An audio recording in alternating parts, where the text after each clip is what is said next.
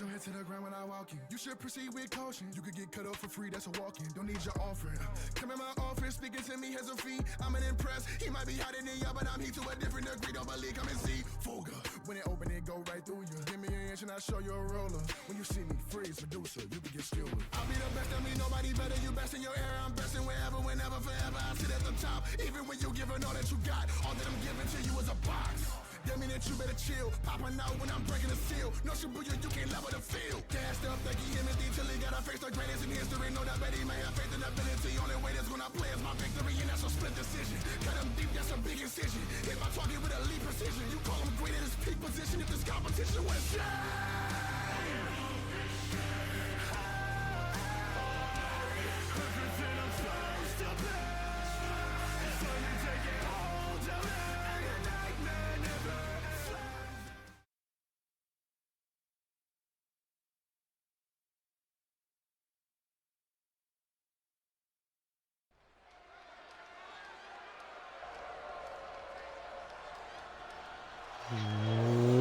What is up, guys? Dashing here, and live we are for Octane episode 118. Been a minute, it feels like. Apologies for not being live last night like we were originally intending, but here we are. And we have got an action-packed show as always. My fine feathered friends here. And we are getting things started with Fig, prepared to meet Trinity Everhart one-on-one. We are post Climb to Fame, the first special event of the season, and what a night it was in Toronto, Ontario, Canada. But now, as we always do here in CMV, we look toward the future. And of course, CMV prepares just a little over a week to make its excursion to Japan for the 8th annual Tag Team Cup. And of course, Shay Hoxton announcing that press conference earlier this week that it won't just be for the 8th annual CMV Tag Team Cup, but the following episodes of Shockwave and Octane, episodes 120, will be emanating live from Tokyo, Japan as well. We are set for a huge couple of weeks of action, but right here tonight we got a whole hell of a lot to look forward to, including championships on the line and a #1 contenders match in our main event. But indeed right here, Fig will more than likely still feeling the effects of that Rising Star ladder match at Climb to Fame, which we know was ultimately won by Ashley McKay, who on the next episode of Shockwave earns her shot at Maggie Shaw with the Rising Star Championship on the line. Fig takes on Trinity Everhart here, guys. Only her second matchup here in CMV. Lost her debut last week to Arisa Masami in quite devastating fashion. Got literally choked out, put to sleep by Masami, who now herself prepares to challenge Morgan for the undisputed World Championship next episode of Shockwave. But Everhart hoping to bounce back against a Fig right here to kick off episode 118 of Octane. Fig, who came into CMV hot a few weeks picking up dubs, but well, she ate the pin in that tag team matchup last week here on Octane, and again was unsuccessful in the Rising Star ladder match at Climb to Fame. So desperate is she, I'm sure, to get back on track here. But here we go. Fig, Trinity Everhart, one-on-one. As the referee rings the bell, we get straight into the action here, my friends. Indeed, though, later on tonight, the Pure Championship going to be on the line. Silas Blackwell, at long last, gets his rematch with the returning Allard. It goes down right here tonight in our main event, guys. It is Bob Luger versus Ahmed, with the winner in 2 weeks' time. Octane episode 120, live from Tokyo, Japan, will challenge the Bloody Brit Chris Andrews for his global championship. Yes, indeed, in case you missed Climb to Fame, you're hearing me correctly. Chris Andrews, the new global champion, of course, winning that triple threat ladder match at Climb to Fame, defeating Aaron Stone and the former champion John Reed in order to capture the gold. Now, speaking of Aaron Stone, guys, it has been announced that Next week, here on Octane, episode 119, the Regulators will be defending their Octane Tag Team titles against the Fallen. Here tonight, Emmett Jones of the Regulators goes one-on-one with Crow of the Fallen. A chance for one side to get a bit of momentum before heading into that championship clash next week. We know that it's going to be the Dream Team, the World Tag Team Champions, Blake Virtue and Troy Colt, defending their World Tag Team titles against the winners of the Men's Tag Team Cup Night 1 in Tokyo, Japan. Great back and forth in between these two to kick things off, by the way. Fig and Trinity Everhart both trying to make an impact here in this stacked women's division of ours. Leapfrog there by Everhart. Oh, a little rolling cacao kick.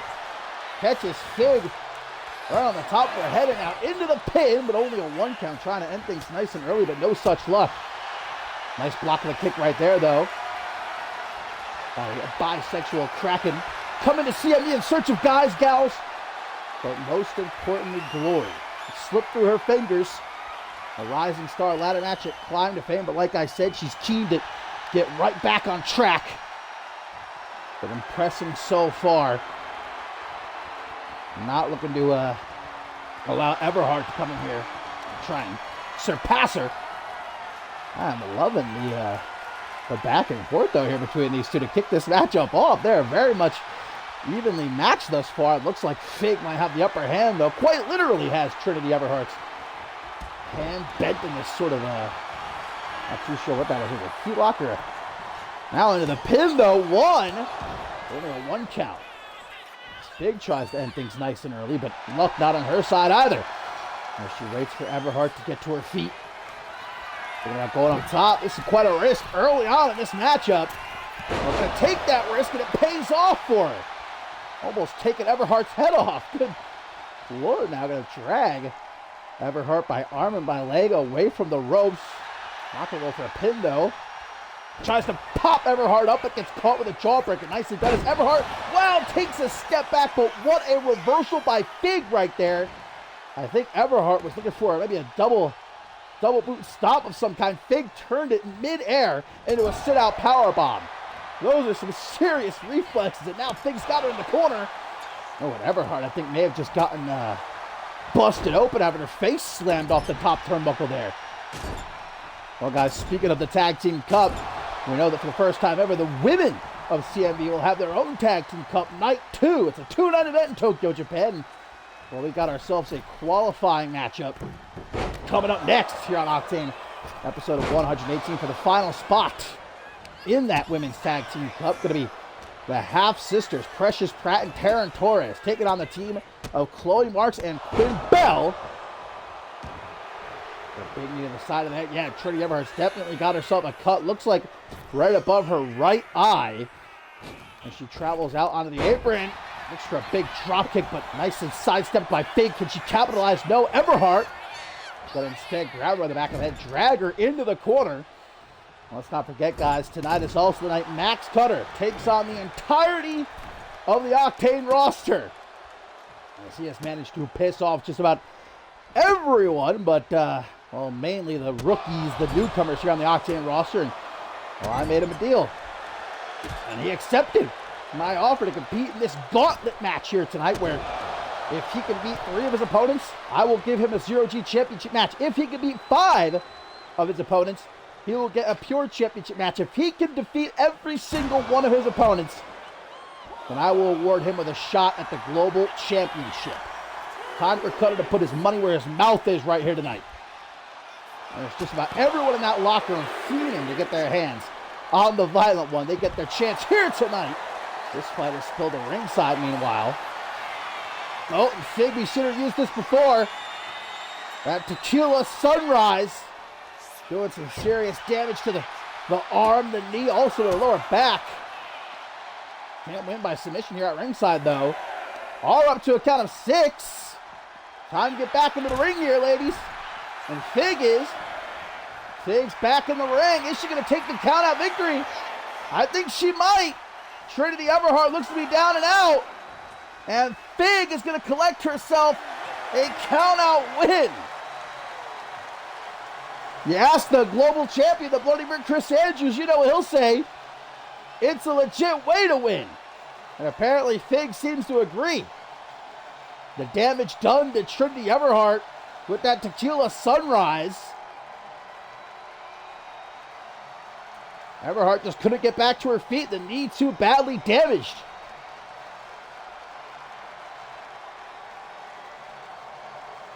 Always unfortunate to see such a great matchup like that end that way, but again, a win is a win, and Fig's back on track. He did the damage to that knee. Everhart simply could not continue the fight. That's a dub for Fig. To kick off Octane episode 118. Everhart has just not had a good first couple of weeks here in CMV, has she? First, she gets choked out by Arisa Masami. Now this. Hey, welcome to CMV.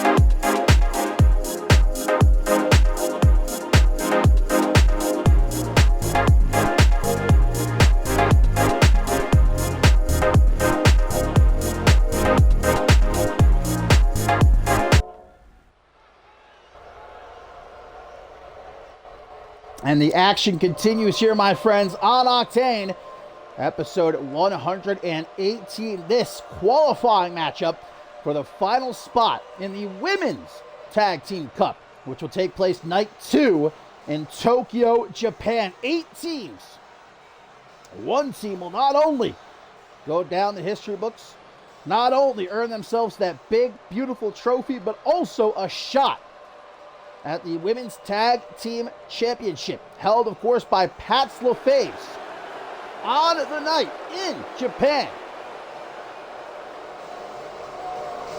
Question going into this one, my friends, can the half-sisters, Precious Pratt and Taryn Torres, keep themselves on the same page with such a huge opportunity on the line? There is a ton of bad blood, well documented here in CMV between Pratt and Torres, of course, competing back at Ascendance 12 with Precious Pratt victorious. It was shortly after that that Torres vanished, disappeared for months and months, only resurfacing a few weeks ago, and immediately kicked up a storm with her half-sister Precious Pratt once again.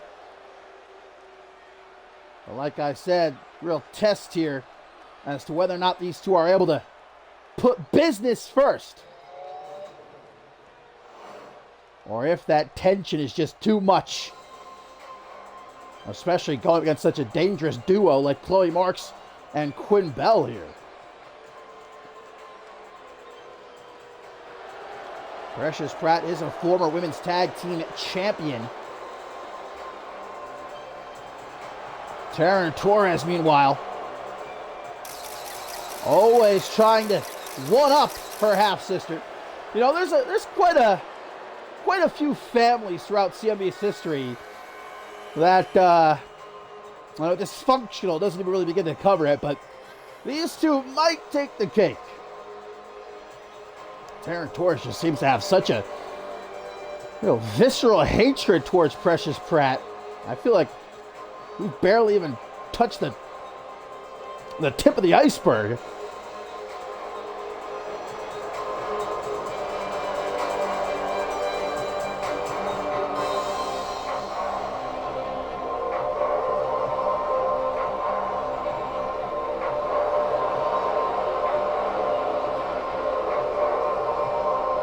Well, there's no denying that these two women on their own are extraordinarily dangerous. Looks like they're talking some game before this matchup gets underway, or they're arguing with each other. Can't really tell from here. I can't hear a thing.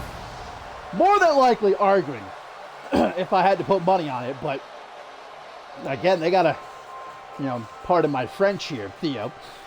They got to get their shit together. Because they're up against a very dangerous duo in this woman right here, Quinn Bell and Chloe Marks. First time ever the two are teaming up. But Quinn Bell, all on her own, a former Vixens champion, former Rising Star champion, former women's tag team champion.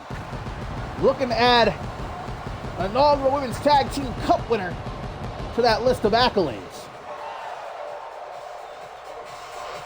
Chloe Marks, we know, was really hoping that Climb to Fame, the Rising Star ladder match would be the turning point she's been searching for. But ultimately it was Ashley McKay who climbed that ladder, unhooked that briefcase, got that shot at the Rising Star Championship. Quinn Bell also a part of that matchup. But Marks is not quitting. She's keeping her foot on the gas. And maybe switching up the game plan, perhaps with the help of Quinn Bell. That will propel Chloe Marks to at long last tasting championship gold here in CMV. Well, you could ask for a very much better tag team partner than Quinn Bell if you are going to be dipping your toe into the tag team division. That'd probably be my first pick in the lineup. Give me Quinn Bell any day of the week. And Chloe Marks, of course, experienced in tag team wrestling as well. Challenged for the women's tag team titles 2 times throughout her career. Never won them, though.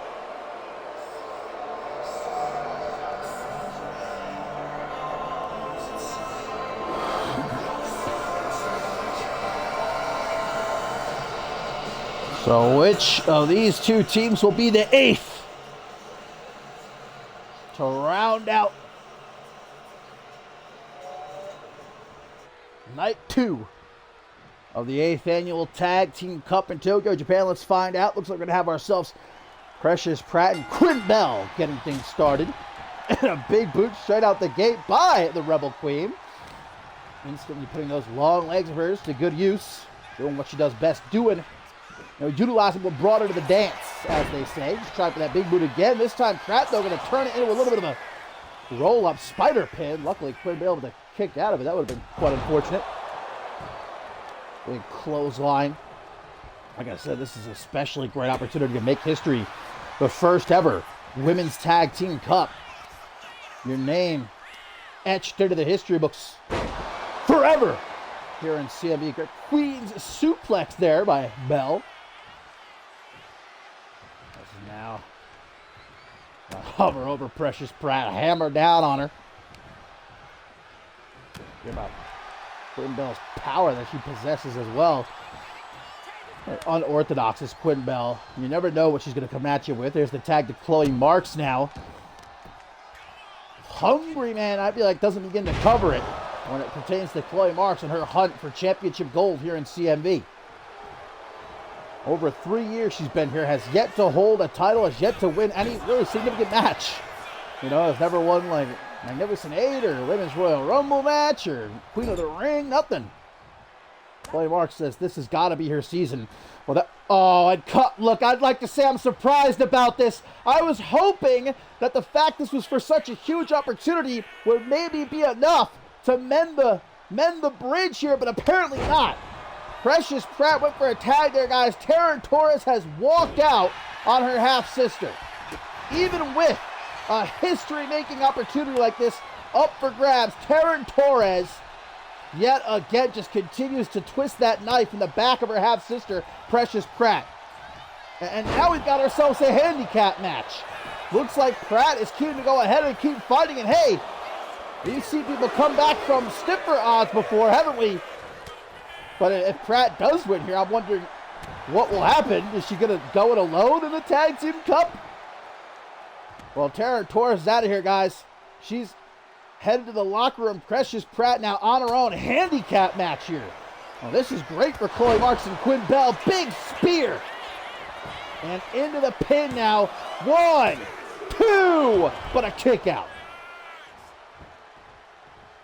Chloe Marks not finished, though. I mean, eyes wide. She's like, you can see the froth almost, the corners of her mouth here. As she goes up to the top rope, Pratt, that spear took a lot out of her. She may have been able to kick out, but now a cross body from Marks as she looks to make the tag to Quinn Bell.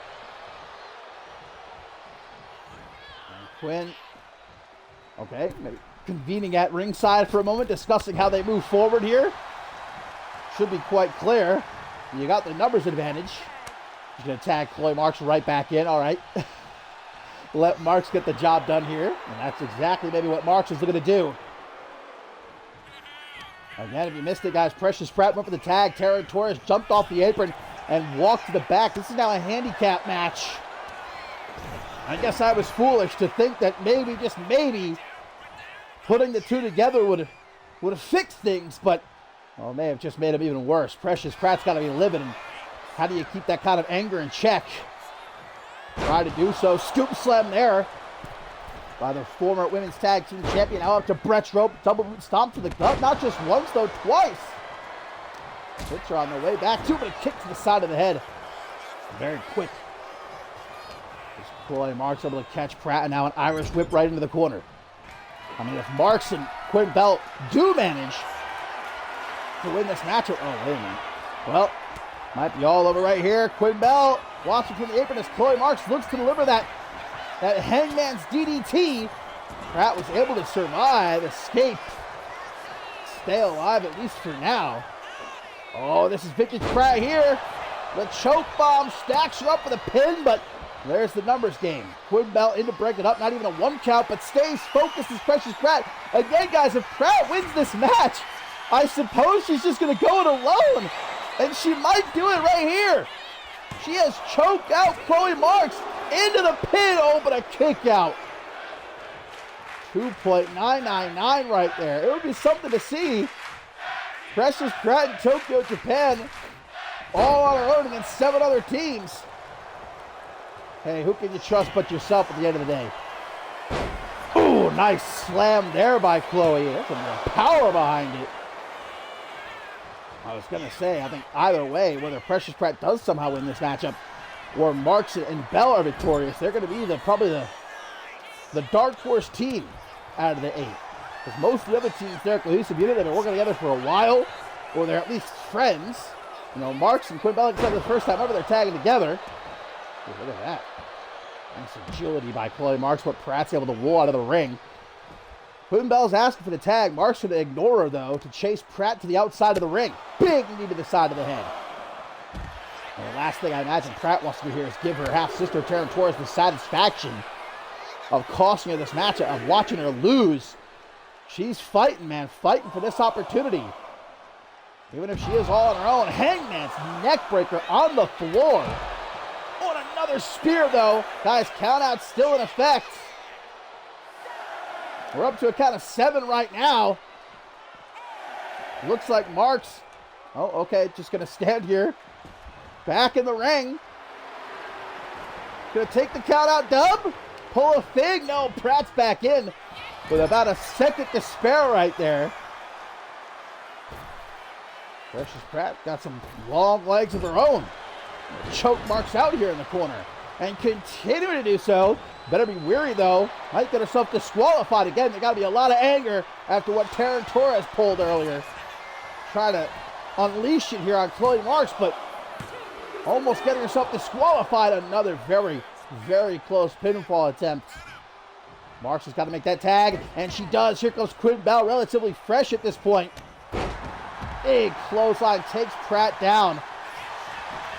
That might be academic at this point. 1, 2, but a kick out by Pratt. She's going to keep on fighting. Much to the chagrin, it looks like, of Quinn Bell. Oh boy, vintage right here. Death Valley bomb. And to add insult to injury, plays her face like the bongo. Into the pin, will that do it? 1, 2. No, another kick out. One has to appreciate the fight here of Precious Pratt, but is it just...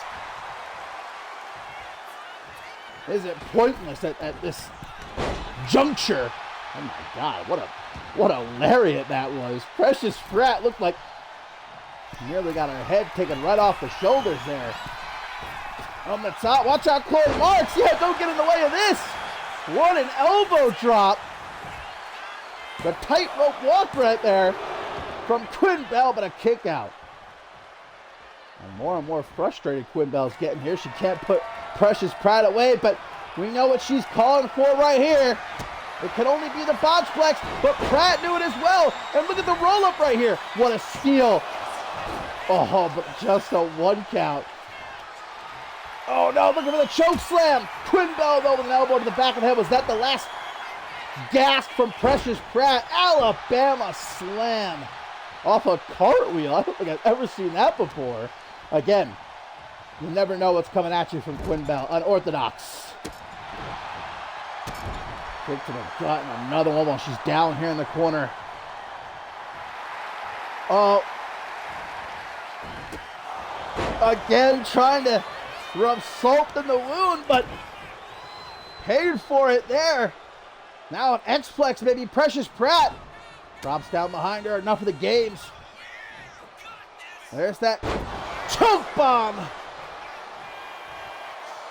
Pratt, oh, going over to Chloe Marks, getting in her face. Going to take off that top turnbuckle cover. Now, hang on a second. You can't really blame Precious Pratt. The situation that she finds herself in here, willing to play a little bit dirty. Oh, we've seen this many, many times before. Precious Pratt stalking Quinn Bell as she looks to deliver that poison kiss goodnight to the Rebel Queen. Into the pin. But again, Chloe Marks doesn't even give her a 1 count.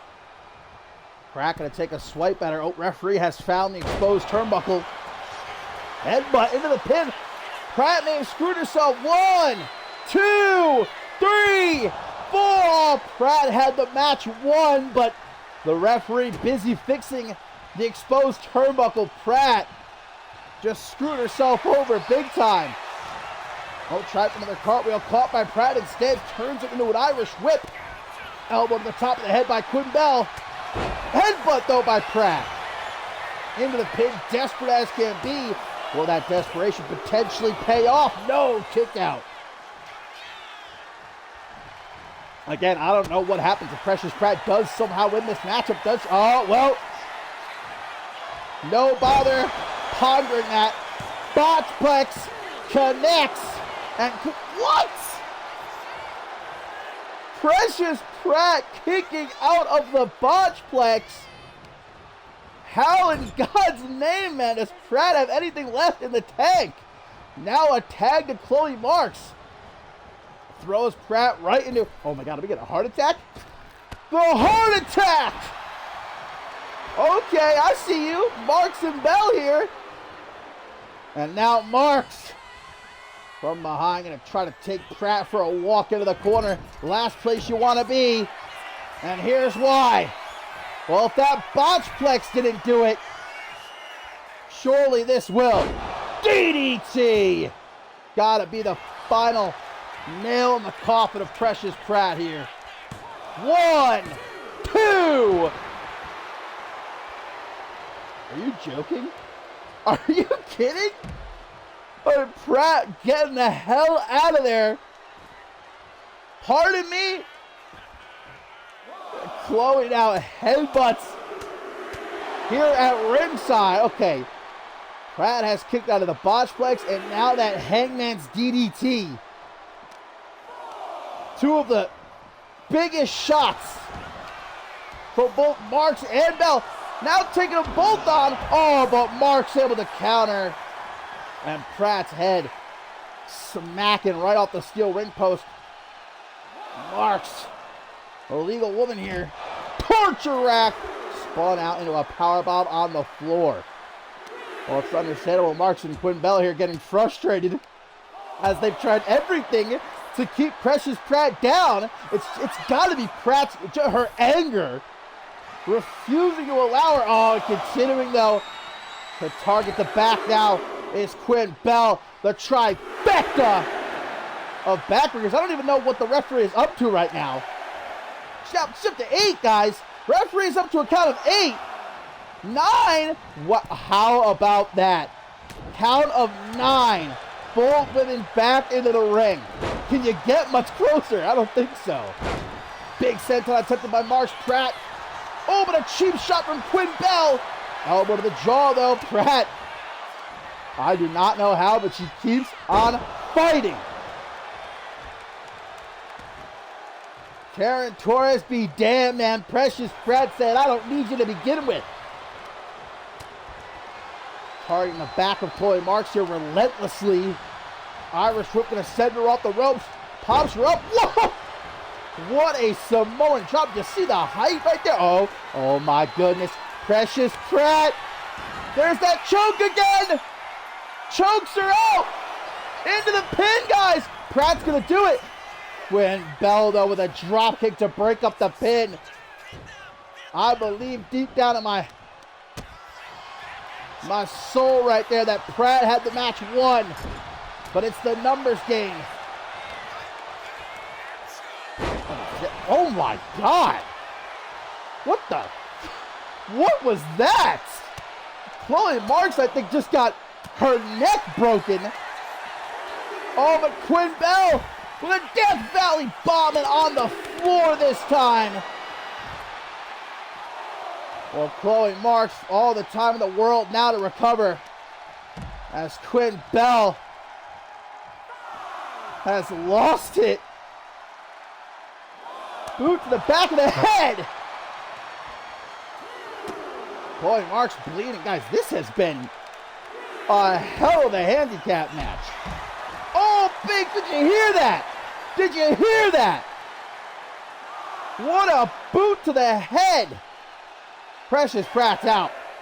Precious Pratt is out cold, but so is Chloe Marks here. Marks better get back into the ring here. Marks better get back into the ring here. And she does. Pratt's not going to make it.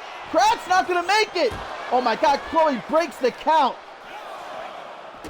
Match won right there by count out, but Chloe at 9 resets the count. You got to respect that.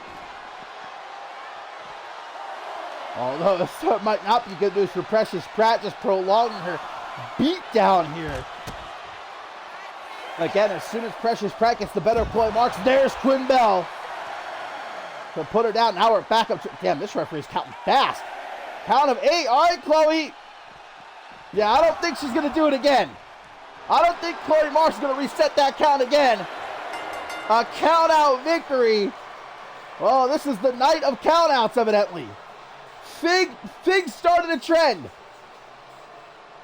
But god damn, that referee counted super fast, brother. We got to tell these refs to start incorporating Mississippi something. Well, I'll tell you what, Precious Pratt, what a fight that she put up after being ditched, left high and dry by her half-sister Taryn Torres. She did not go down easy.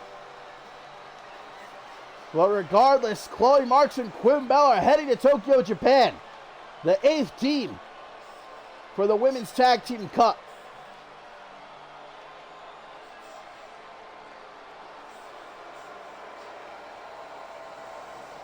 The ref said, let me end this real quick.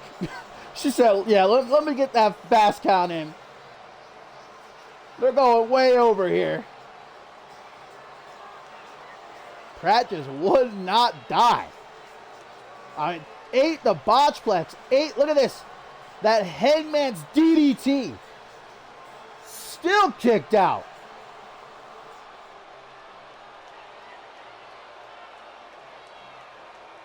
And then, I mean, Chloe even gave Pratt a chance. She did. She reset the count the first time. But the second time, she said, I don't think so. Marks and Bell are headed to Japan. This fight far from over for them two. They've qualified. Now the real work begins. Now they got to get through 7 other teams.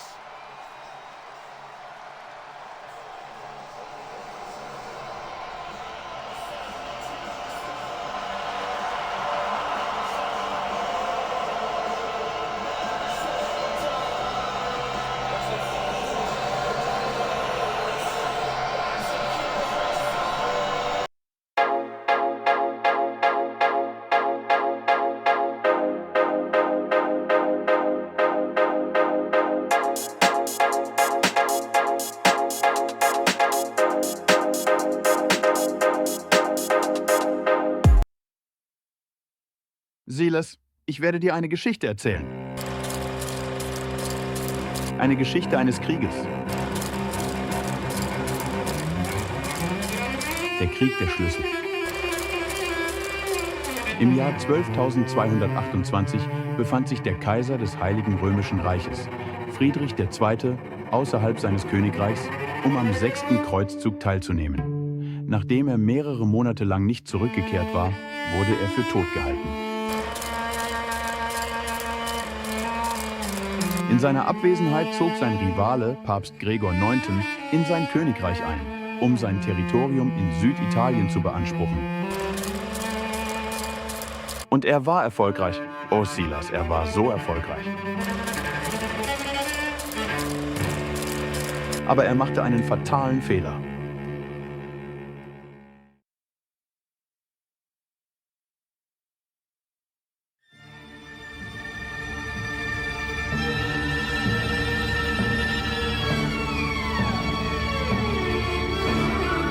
Frederick war nicht tot.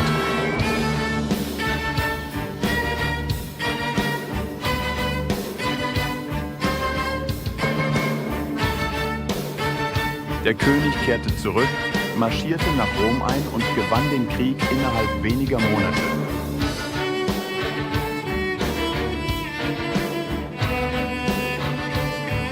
Ich bin zurück und bereit, mir das zurückzuholen, was mir durch Eroberung zusteht.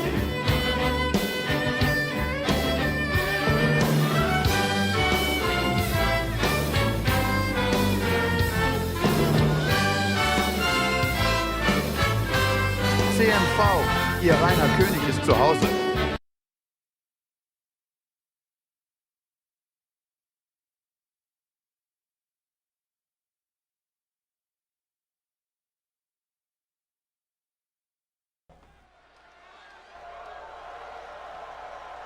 And indeed, later on tonight, my friends, Alaric returns to defend his Pure Championship against Silas Blackwell. But first, it is time for Max Cutter to try and run the gauntlet.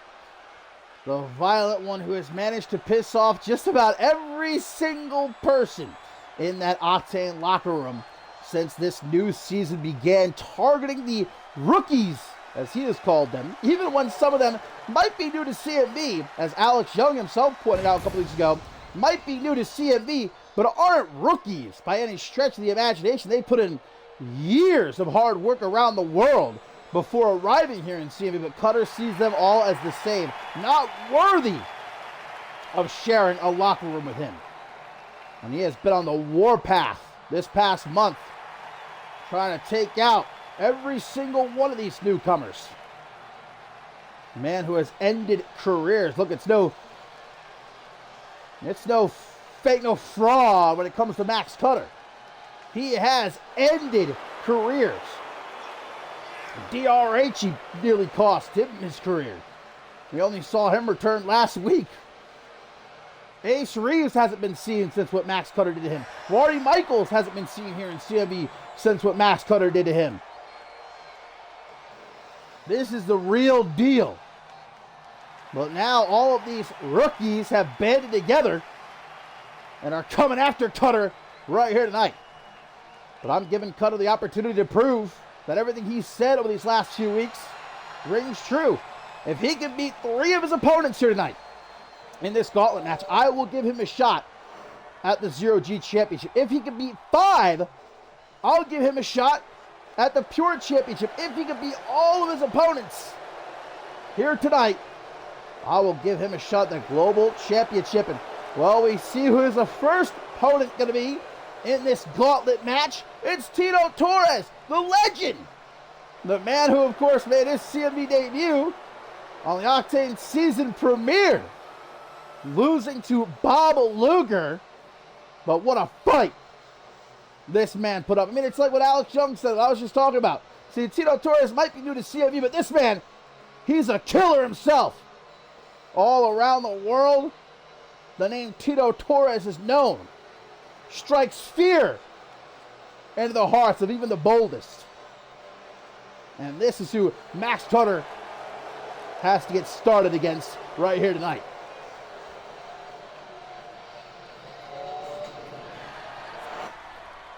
So here we go, just the first step for Max Cutter. There's a whole locker room waiting to get their hands on the violent one here tonight. As we get into a collar and elbow tie-up, Tito Torres obviously giving up significant amount of weight to Max Cutter, but don't let that fool you. Look at Torres, nice takedown, and now into a side headlock. Cutter able to escape it though. Obviously, I've talked about this before. Max Cutter, not exactly your, straight out of the heart dungeon, your mat technician. I wouldn't call Max Cutter a great wrestler, but very dangerous once that bell rings, because, for the simple fact, he's willing to do whatever he has to do to win. And he takes pleasure. It's fun for him.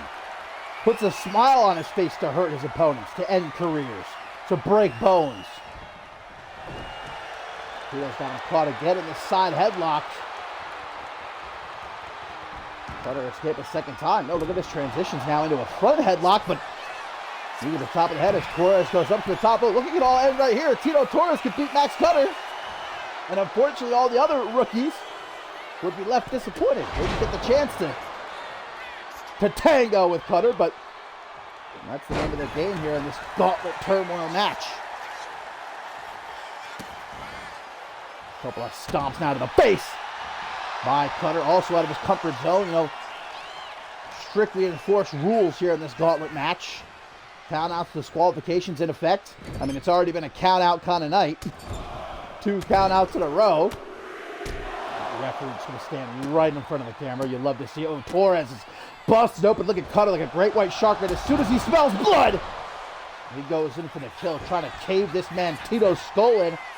Into the pin now. 1, 2, but a kick out. Still to come, guys. Up next after this, the Pure Championship is on the line. Alaric returns to defend against Silas Blackwell. Ooh, DDT springboard style, and Cutter does not stop. Straight up to Brett's rope for an elbow now. There's all Cutter as he dominates Tito Torres. Also, our main event still coming up. Number 1 contenders match, guys, for the Global Championship. Bob Luger and Ahmed Mano y Mano. The winner meets the Bloody Brit Chris Andrews in a couple of weeks. Tokyo, Japan. Octane number 120 with the Global Championship on the line. As Cutter going to throw Tito Torres back into the ring. Now up to the top rope goes Cutter. Feeling quite froggy here tonight, evidently. Another elbow drop right to the heart of Torres. This time into the pin. 1, 2, but a kick out. And as soon as Max Cutter, if he is able to defeat Tito Torres here, immediately another opponent will come down that ramp. We don't know the exact order.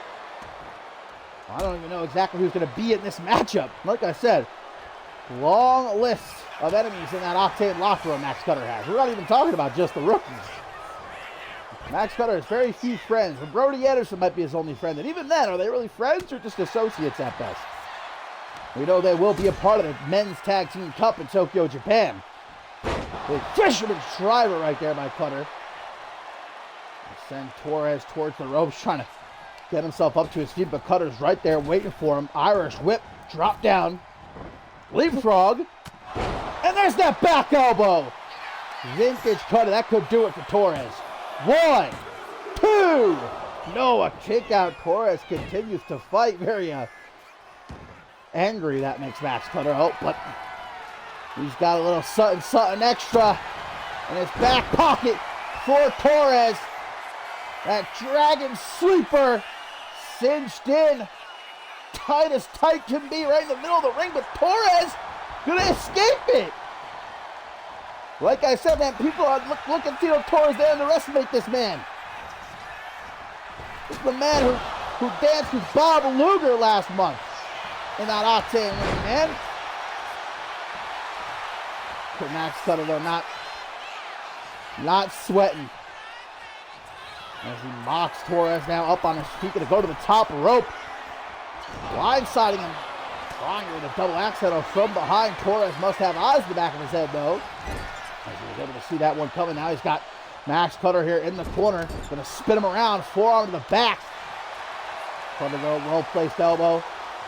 Closes in on him. A kick to the gut. Another fisherman's driver from the violent one. A little bit of a stop now to the bicep of Tito.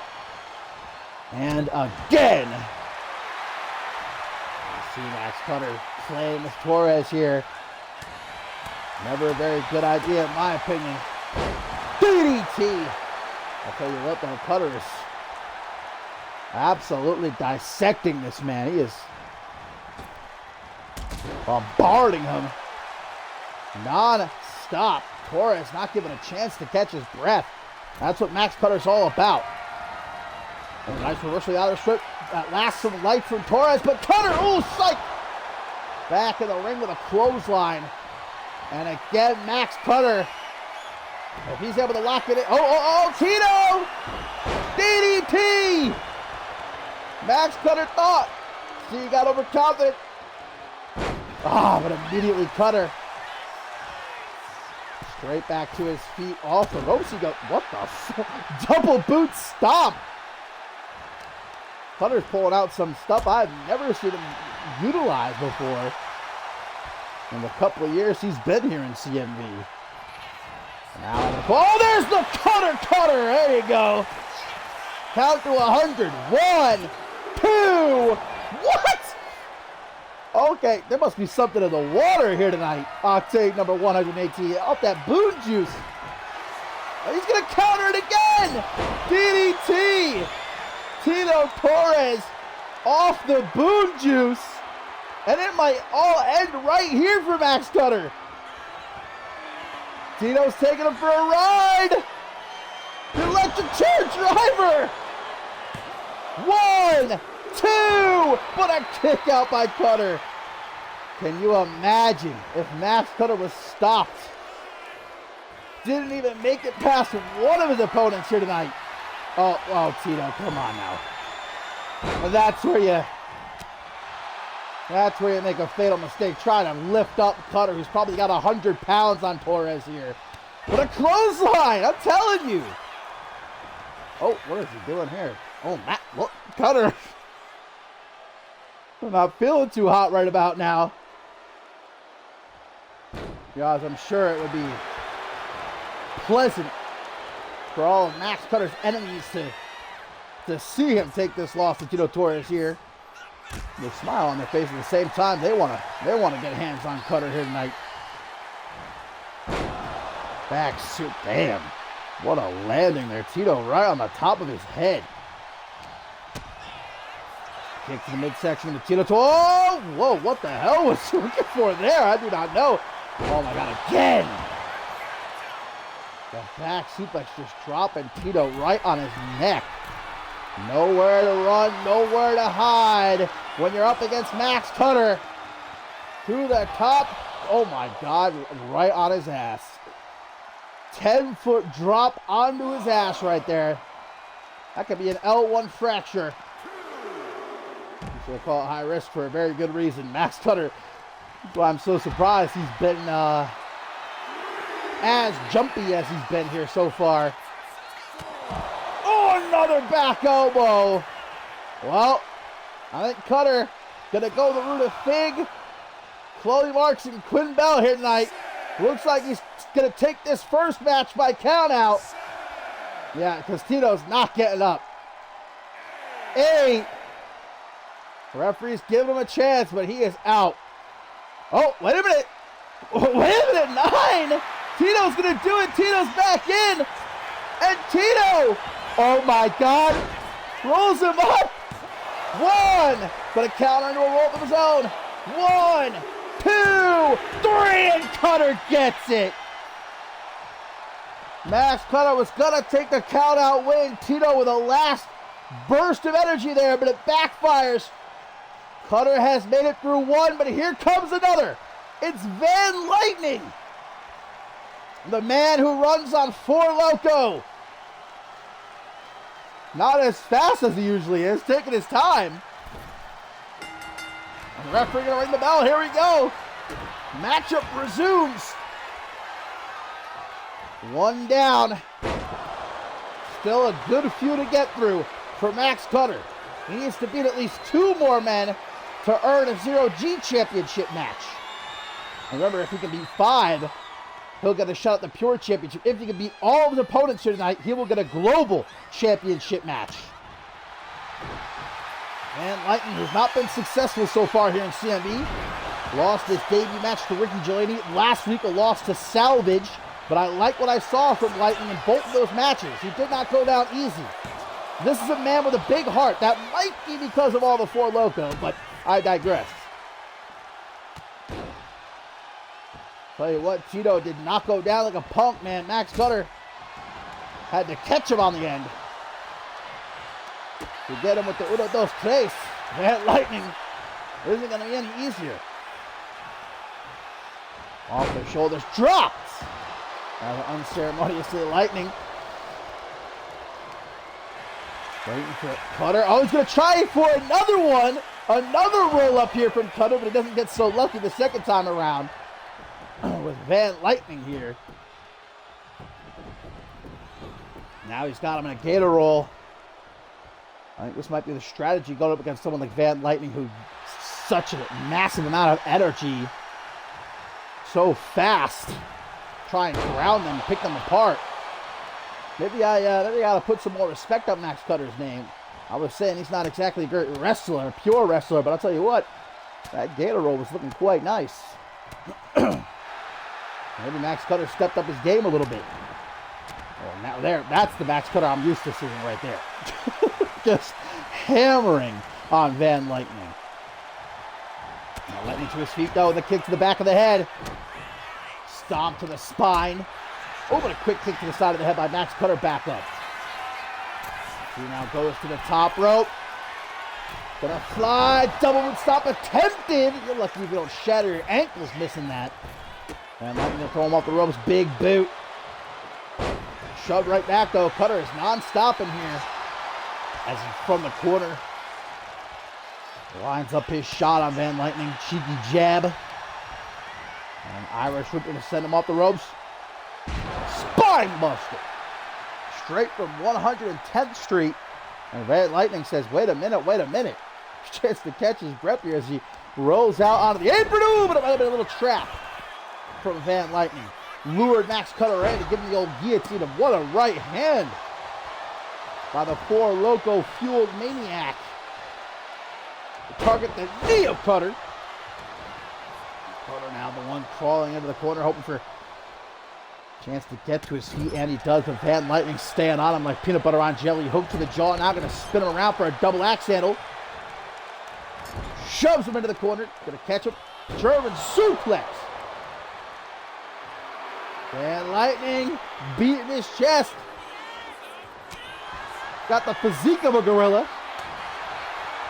But Cutter though standing his ground as he goes toe-to-toe with Van Lightning.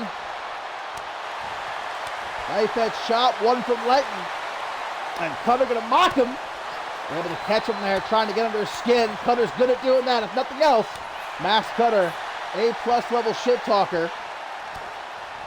Hook to the jaw though, Lightning from behind. Whoa! Throwing it around like a pancake here. German suplex into the pin. What? Lightning may have broken his neck. Excuse me.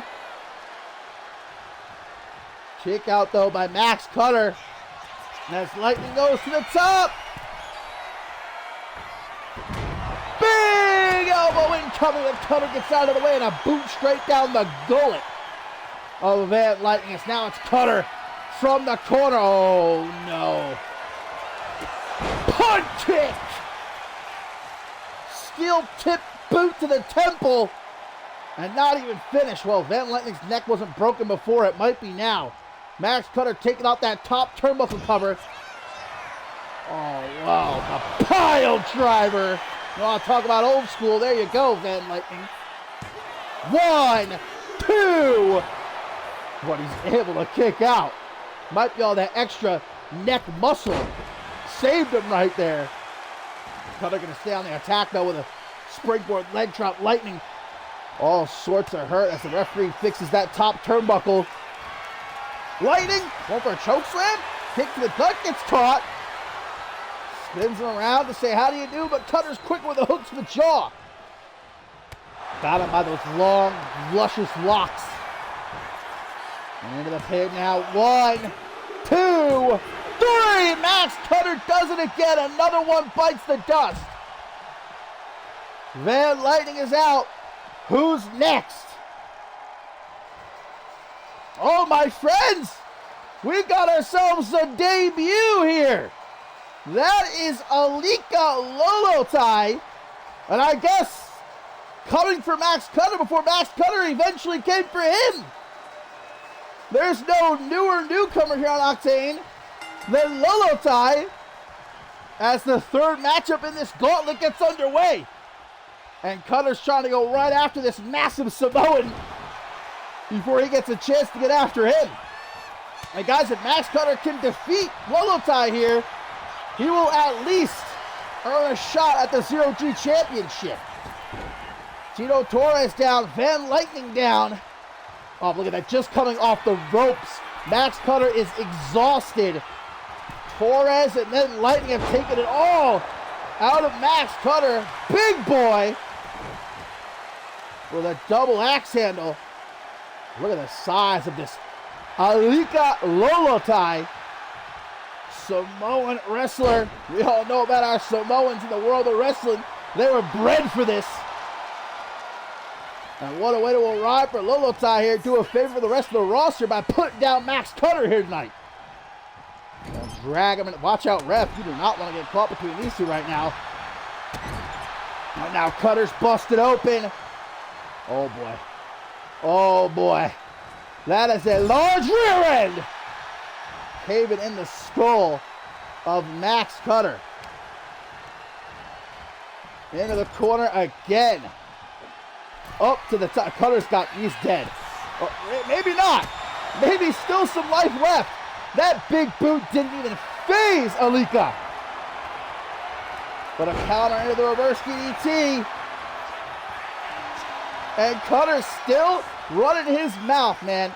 Max Cutter could have 2 broken legs, a missing arm, jaw shattered. He'd still somehow be talking trash.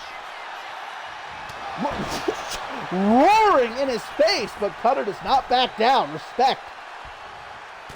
Lolotai right back into the ring. Cutter with the hook to the jaw. Oh, man! That is some power from Cutter.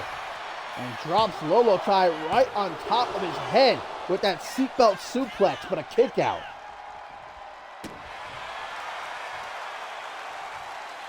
Oh, the dreaded foot DDT. Max Cutter resorting to some truly heinous means here in this gauntlet turmoil.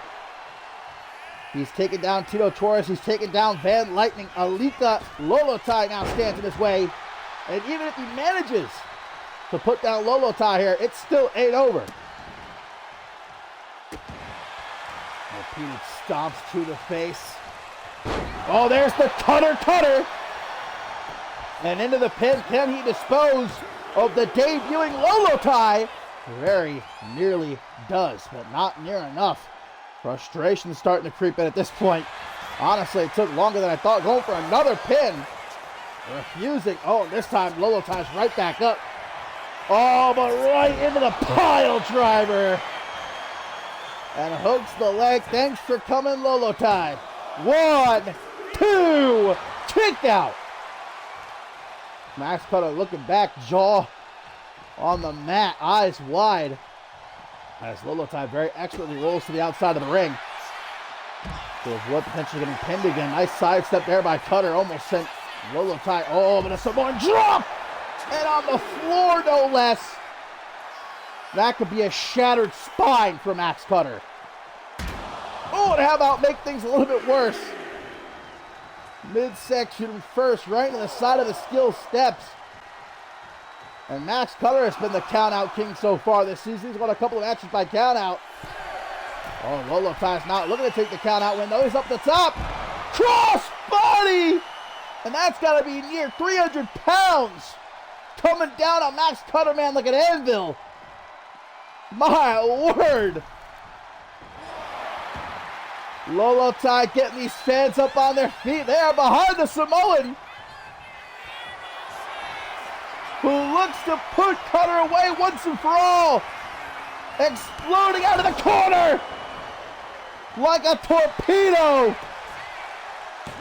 1, 2, 3. Alika Lolotai does the Octane roster a favor and puts down Max Cutter here tonight. Well, Max Cutter wasn't ready for this. He thought he knew everyone he was up against here tonight. But a little curveball in the form of the debuting Alika Lolotai coming for Max Cutter before Cutter had a chance to come for him. And Tito Torres, Van Leitner, they both tried their hardest, but Cutter able to get through them. When you're met with a near 300-pound Samoan, though, after going through 2 hard-fought matches, yeah, your chances are slim to none. And even still, Cutter putting up a fight. What's that old saying, though? Talk shit, get hit. And Max, there's some disappointed folks in that locker room that were really hoping they would get the chance to be the one to put down Cutter here tonight. But they can at least, look at this Samoan drop. God. They can at least have themselves a smile. Look at this. Alika Lolotai, boom! Shooting himself out of the corner like a torpedo to put Max Cutter away.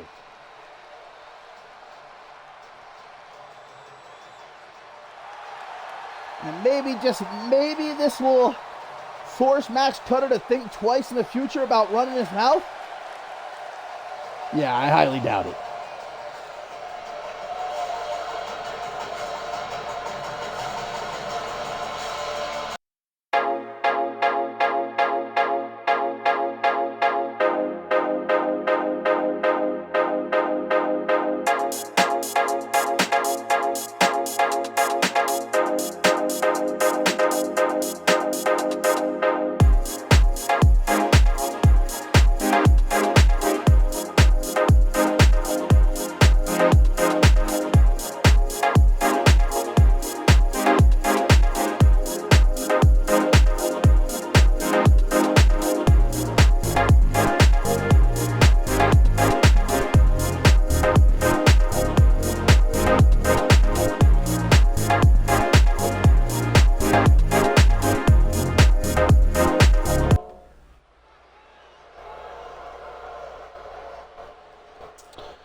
Coming up next, my friends, here on Octane, episode 118, mixed tag team action is coming our way. Still to come, pure championship on the line, as Silas Blackwell will challenge the returning Alaric. And in our main event, Bob Luger faces Ahmed in a #1 contenders match. The winner will meet the Bloody Brick Chris Andrews in 2 weeks. Octane number 120, live from Tokyo, Japan, with the Global Championship on the line. Right here, right now, Ben Stacy and Ileana Summers making their way down the ramp for this mixed tag team matchup, set to take on Jeremiah Carter and Giovanna Vance. It was last week here on Octane, guys, that Ben Stacy met Jeremiah Carter in Carter's CMV debut. Hell of a matchup the two had one-on-one. In the end, Ben Stacy victorious thanks to a little bit of help from Ileana Summers at ringside. Giovanna Vance taking up for her man afterwards, saying, "You want to play dirty like that? How about we even the odds with a little bit of a mixed tag team matchup?" And so here we got ourselves just that.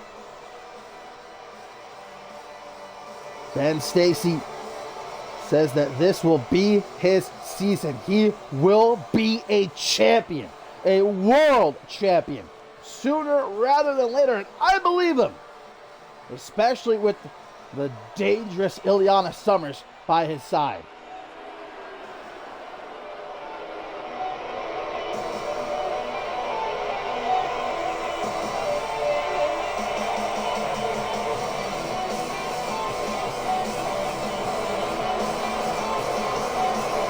Mixed tag team matchup, which means the fellas fight the fellas, the gals fight the gals here. And for Giovanna Vance, at least an opportunity for her to try and get some more momentum for she and her tag team partner Cassidy, as they will be one of the 8 teams in the Women's Tag Team Cup live from Tokyo, Japan. And of course, these two becoming very close during season 2 of the Reality of Wrestling, forming a relationship. And well, it was actually Giovanna's father who, through some negotiations, managed to get Jeremiah Carter a CMV contract.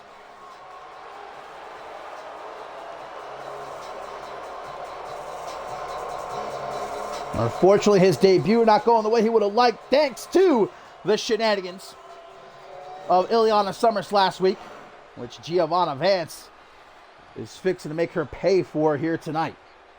We're going to see the guys kick things off. Carter and Stacy picking up where they left off last week.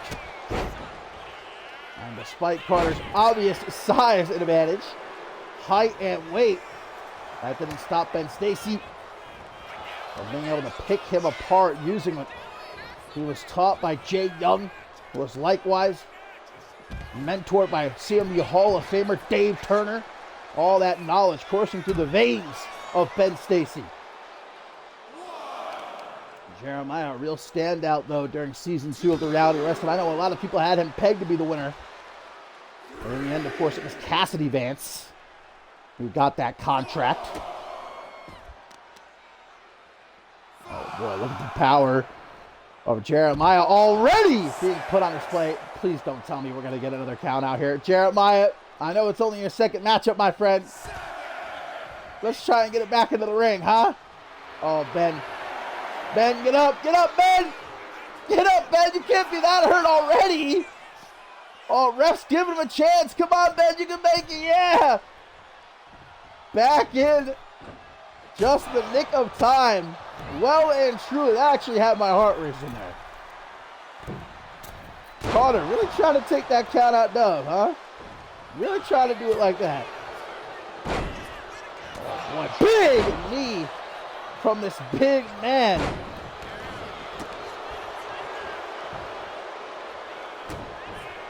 No denying just how dangerous a duo Ben Stacy and Ileana Summers are. We saw it. Full display last week. Every time Jeremiah Carter started to get the upper hand, Ileana Summers would interfere somehow by playing with the turnbuckles, distracting the ref, distracting Carter, swiping at his feet, anything she could do. And in the end, it paid off. Ben Stacy able to get the victory. Whereas otherwise, Carter might have been the one getting his hand raised. All tied up in the ropes right now. Ben Stacy, drop kick to the chest of Carter.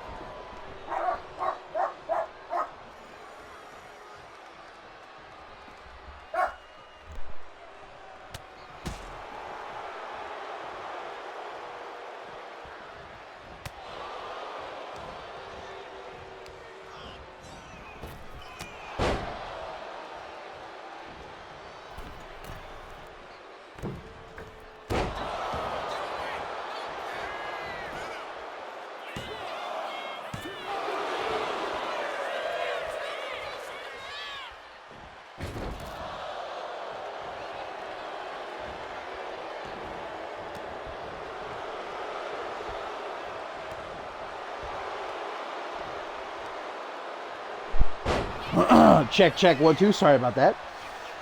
My W delivery. Anyway, where was I? Big foot DDT there by Jeremiah Carter. Gonna force Ben Stacy to escape to the outside. We've still yet to see the ladies tagged in here. Again, mixed tag team matchup. And the fellas gotta fight the fellas. The women fight the women. Stacy gonna throw Carter back into the ring. Stalking the big man. Maybe gonna go. Quick rendezvous with Ileana Summers, discussing their game plan. Usually do that before the matchup, but look at the athleticism of Carter. So roll up with the scissors pin. Now there's more what I'm used to seeing from Carter. What I would expect to see from a man this size, the hammer and sickle just pounding on Ben Stacy with all the power that he possesses. Even a gut.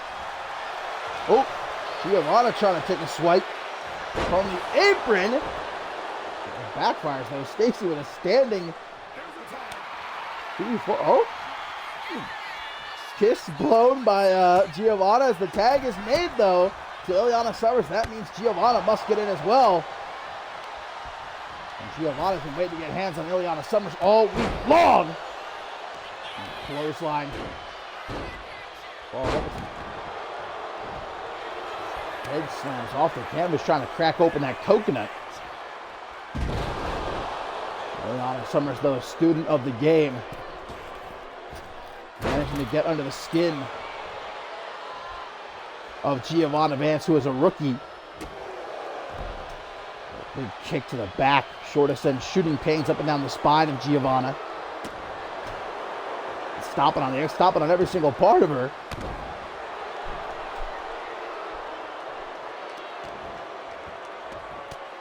Some repeated strikes to the side of the head.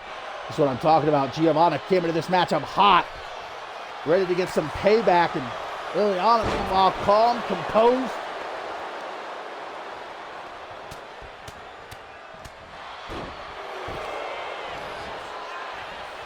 Gonna try for the pin. 1, 2. No. Got a bit overzealous myself right there. 1.999. She goes off the ropes to deliver a penalty kick. That was more of a knee right to the side of the head, really. There's all Summers. Carter could do nothing but watch on as Sidney McNutter gets picked apart expertly. Oh, there you go. All it takes is one big counter like that. Ileana tried to throw the entirety of herself at Giovanna right there. Just got sidestepped. Now the Irish whip into the corner. Going to make that tag. Jeremiah Carter. Maybe, no. Instead, some repeated knees to the gut. Over. Damn, Giovanna. Trying to break some ribs here. Up the rope she goes. Big boot. Right to the side of the head. Not taking a foot off the pedal now. Oh, we've seen this before from Giovanna. That snapmare driving in. Absolutely disgusting. 1, 2. Whoa, Ben Stacy. Well, there's not much he could do. If he tried to break up that pin, it might have led to disqualification. Instead, he just yelled at the referee. I think Ileana Summers kicked out on her own anyhow. Wheel kick attempted from Brett's rope. Ileana Summers able to see it coming. Spine buster. Quickly up to her feet. Clothesline throws her down. Look at that tag to Carter. There it is. And in comes Ben Stacy too. Stacy looking for another standing Spanish fly. Ileana's got to get out of the ring though. Whoa! What a power bomb! Oh, referee's busy with Ileana. Late getting into position. And that may have cost Carter right there. Just a split second is all it takes. I'm going to tag Giovanna right back in. Now that Ben Stacy's taken care of. I don't think he's getting back up anytime soon after that power bomb. Oh, well. There he is already at ringside trying to make his way back up out of the apron. Oh, and Giovanna looking for that big old kick. Talk about getting your clock clean. And into the pin again. Nothing Ben Stacy can do here. He just had to hope that Ileana had what it takes to kick out. Lucky for him, she did. We know how, at the same time, lenient these referees here in CMV can be, but then on the other hand, other times, very, very strict. And Stacy does not want to risk getting his team disqualified. Just breaking up a pin. Ileana out of the apron. Her head's got to be ringing right now after that kick. Springboard senton, though, successful. Right up to Brett's rope to follow up. Stalking Giovanna Vance from afar. That's quite a distance. Yeah, I was going to say, I don't know if even Summers could make that. Second guessing herself, but it gave Giovanna a chance she needed to recover. Oop, slips down behind her. Whoa, look at Giovanna. trying to outpace Ileana Summers. Outmaneuver her. Still gets caught though. Trying to desperately crawl her way here into the corner. Summers is right on top of her like a monkey on a cupcake. Not allowing her to get far, but Giovanna able to catch that kick. That stop attempt to make the... Oh, nope. Gonna go up to the top. The second rope, rather. To deliver a knee drop across the chest. And now we get down and dirty. Just straight right hooks to the jaw from a mounted position. In the corner, she's got her. Stomp to the gut. Stopping a mud hole of this gal right now. And getting a little bit dirty. Added leverage. On the top rope. Careful not to get the swallow fly. She struts herself. She's feeling it right now. She's loving it. And there's the tag to Jeremiah Carter. Well, I'm not sure what he was looking for there.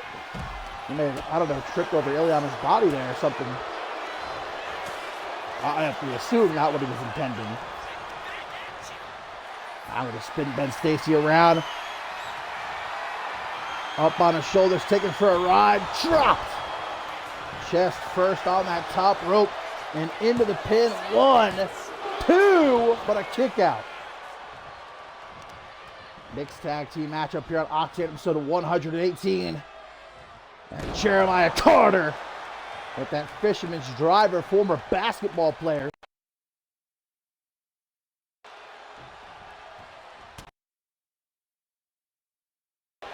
Incredible strength that we've already seen throughout this. Oh man, I think he was looking for another one of those pop-up power bombs. There's a brick wall just about. Now going up to the top rope. Oh my goodness. Body splash, and that's a good, gotta be near 300 pounds, if not over 300 pounds. Crushing. Ileana Summers allowed to break up the pin, but if that were to be Ben Stacy, this match would probably get thrown out. But Jeremiah is staying focused, looking for payback for what happened last week. But gets caught. Oh, back and forth here between these two. They have quickly learned each other. And Ben gets dropped on that top rope. Serious case of rope burn on the chest of Ben Stacy by the end of this matchup. He's going to roll to the outside, but Carter, for being such a newcomer, preemptively following him out to ringside. That's some veteran-level stuff right there. Turns him around, trying to take his head off with that waistlock lariat. And now at ringside again, we see Carter treating Ben Stacy like a rag doll. That reverse choke slam. She's like a father, mother dog that's grabbed the puppy by the scruff of its neck. Count of 7, Carter. Let's throw Stacy. Ain't looking to win this one by count out. As he goes up to the second rope now. Stacy is all sorts of hurt, all sorts of out of it. Oh, Carter with a clothesline? I'm not sure what the hell that was. I'm sure that it hurt Ben Stacy as there's the tag of Giovanna Vance, who comes in hot. Air raid siren. Ooh, lays her out. Inverted air raid siren. Giovanna making sure she doesn't get a lucky rope breaker. Maybe trying to set her up for a springboard moonsault, I guess. Into the pin now. 1, 2. Summers continuing to kick out. Continuing to toughen up the crowd. Oh, man. And Summers out of nowhere. Just smashing the jaw of Giovanna Vance with that headbutt. Somehow kicked out into the springboard swanton bomb. Retro rope she goes. Off the top, elbow drop, and it's all Ileana here. Bombarding Giovanna now from behind. Summers. That dragon. Oh no! A little bit of a twist. Not the typical dragon sleeper we see from her. Oh, and Jeremiah Carter, look at this. He knows he can't pick up the pin, so instead he's distracting the ref which gives Giovanna Vance the time she needs to kick out. Now Vance to her feet. Vance is fired up. The coronation. We've seen that from Giovanna before. 1, 2, 3, and that's the win for she and Jeremiah Carter. Payback, retribution for what we saw go down last week.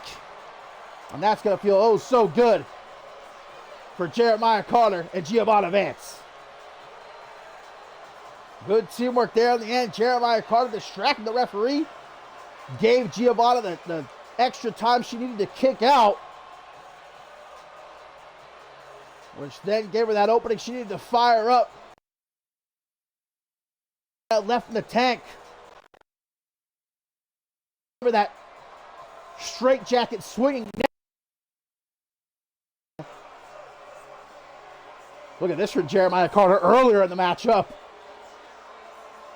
Massive splash from off the top. How about this spine buster, man? Any one of those moves from Jeremiah Carter, enough to put you right through the canvas. The amount of power that this kid has.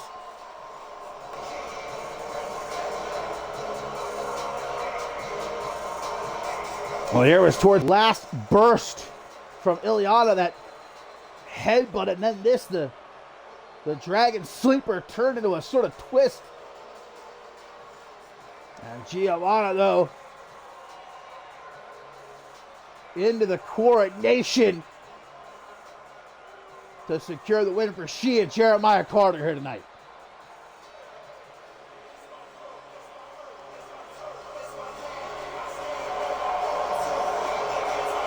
Giovanna Vance continues her winner. Have a stroke right there. Continues her winning ways. Jeremiah Carter tasting a victory here tonight. What a win for these two.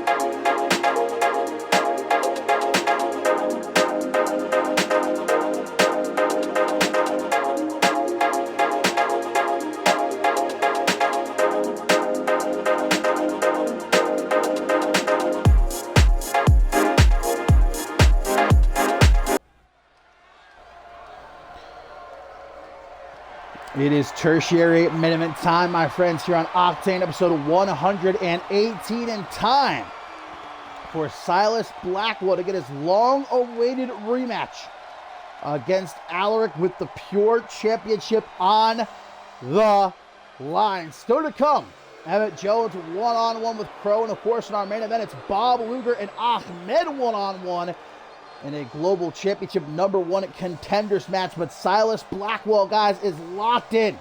He is as focused as he has ever been before. The winner of the inaugural season of the Reality of Wrestling, a man who's been chasing Alaric for months. The man who crowned himself the real Pure Champion. Well, now, after months and months of fighting to prove that he deserves this rematch, defeating Forbo Jack last week in the #1 contenders matchup, gets his shot. And Silas Blackwell knows full well that if he allows this to slip through his fingers here tonight, Maybe we'll never get another shot as long as Alaric is pure champion. Considering the run that Alaric's been on, 9 months just about as pure champion, 8 defenses of the pure championship. Of course, he's been, as we saw earlier tonight, been on hiatus since this new season began, but he hasn't been idle. He's been around the world competing in Japan, honing his craft even further. And now the king returns to reclaim what is rightfully his and take out the usurper. Big point of contention between these two, calling each other fake, phony. Silas Blackwell says that Alaric doesn't really represent what pure wrestling truly is. And vice versa, Alaric says that, well, nobody, but Silas Blackwell mainly, is on his level. The proprietor of pure wrestling. Undoubtedly, it can't be argued. Silas Blackwell might do so anyway, but one of the most dominant champions in CMV history, on par with the likes of a Walter Bolay. One of the longest reigning champions in CMV history.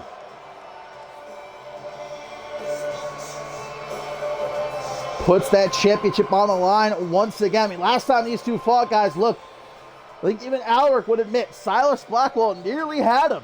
It was as close gets. Probably the toughest championship defense Alaric has had. Silas Blackwell vowed after that matchup, if he ever got another shot, he would not allow that championship to pass him by once again. The result would not be the same. Well, here we are, all these months later. Everything Silas Blackwell's been through, the wars with Corvo Jack. We've seen Silas Blackwell damn near lose his mind in pursuit of this pure championship. And I well and truly believe he would have snapped Corvo Jack's arm in half if Jack had not tapped out last week with that Kimura. As this is for the pure championship, my friends, that of course means this is 2 out of 3 falls, pinfalls and submissions. Countouts, you only have until 5 to get back into the ring. That's what it's all about, the pure championship. Silas Blackwell, Alaric, the rematch. There we go, let's get it on. As the referee rings the bell, this one gets in the way and the clock begins to count down. Of course, if this matchup goes to 25 minutes, then Alaric, no matter, even if Silas Blackwell has a point scored, Alaric retains the pure championship. Kick things off with a collar and elbow tie-up, test of strength here between these two. Quickly, though, dissolves.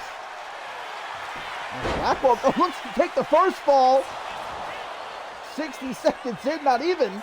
Alaric's like, really? You thought you were going to pull that one, huh? And now a shin breaker with a back suplex.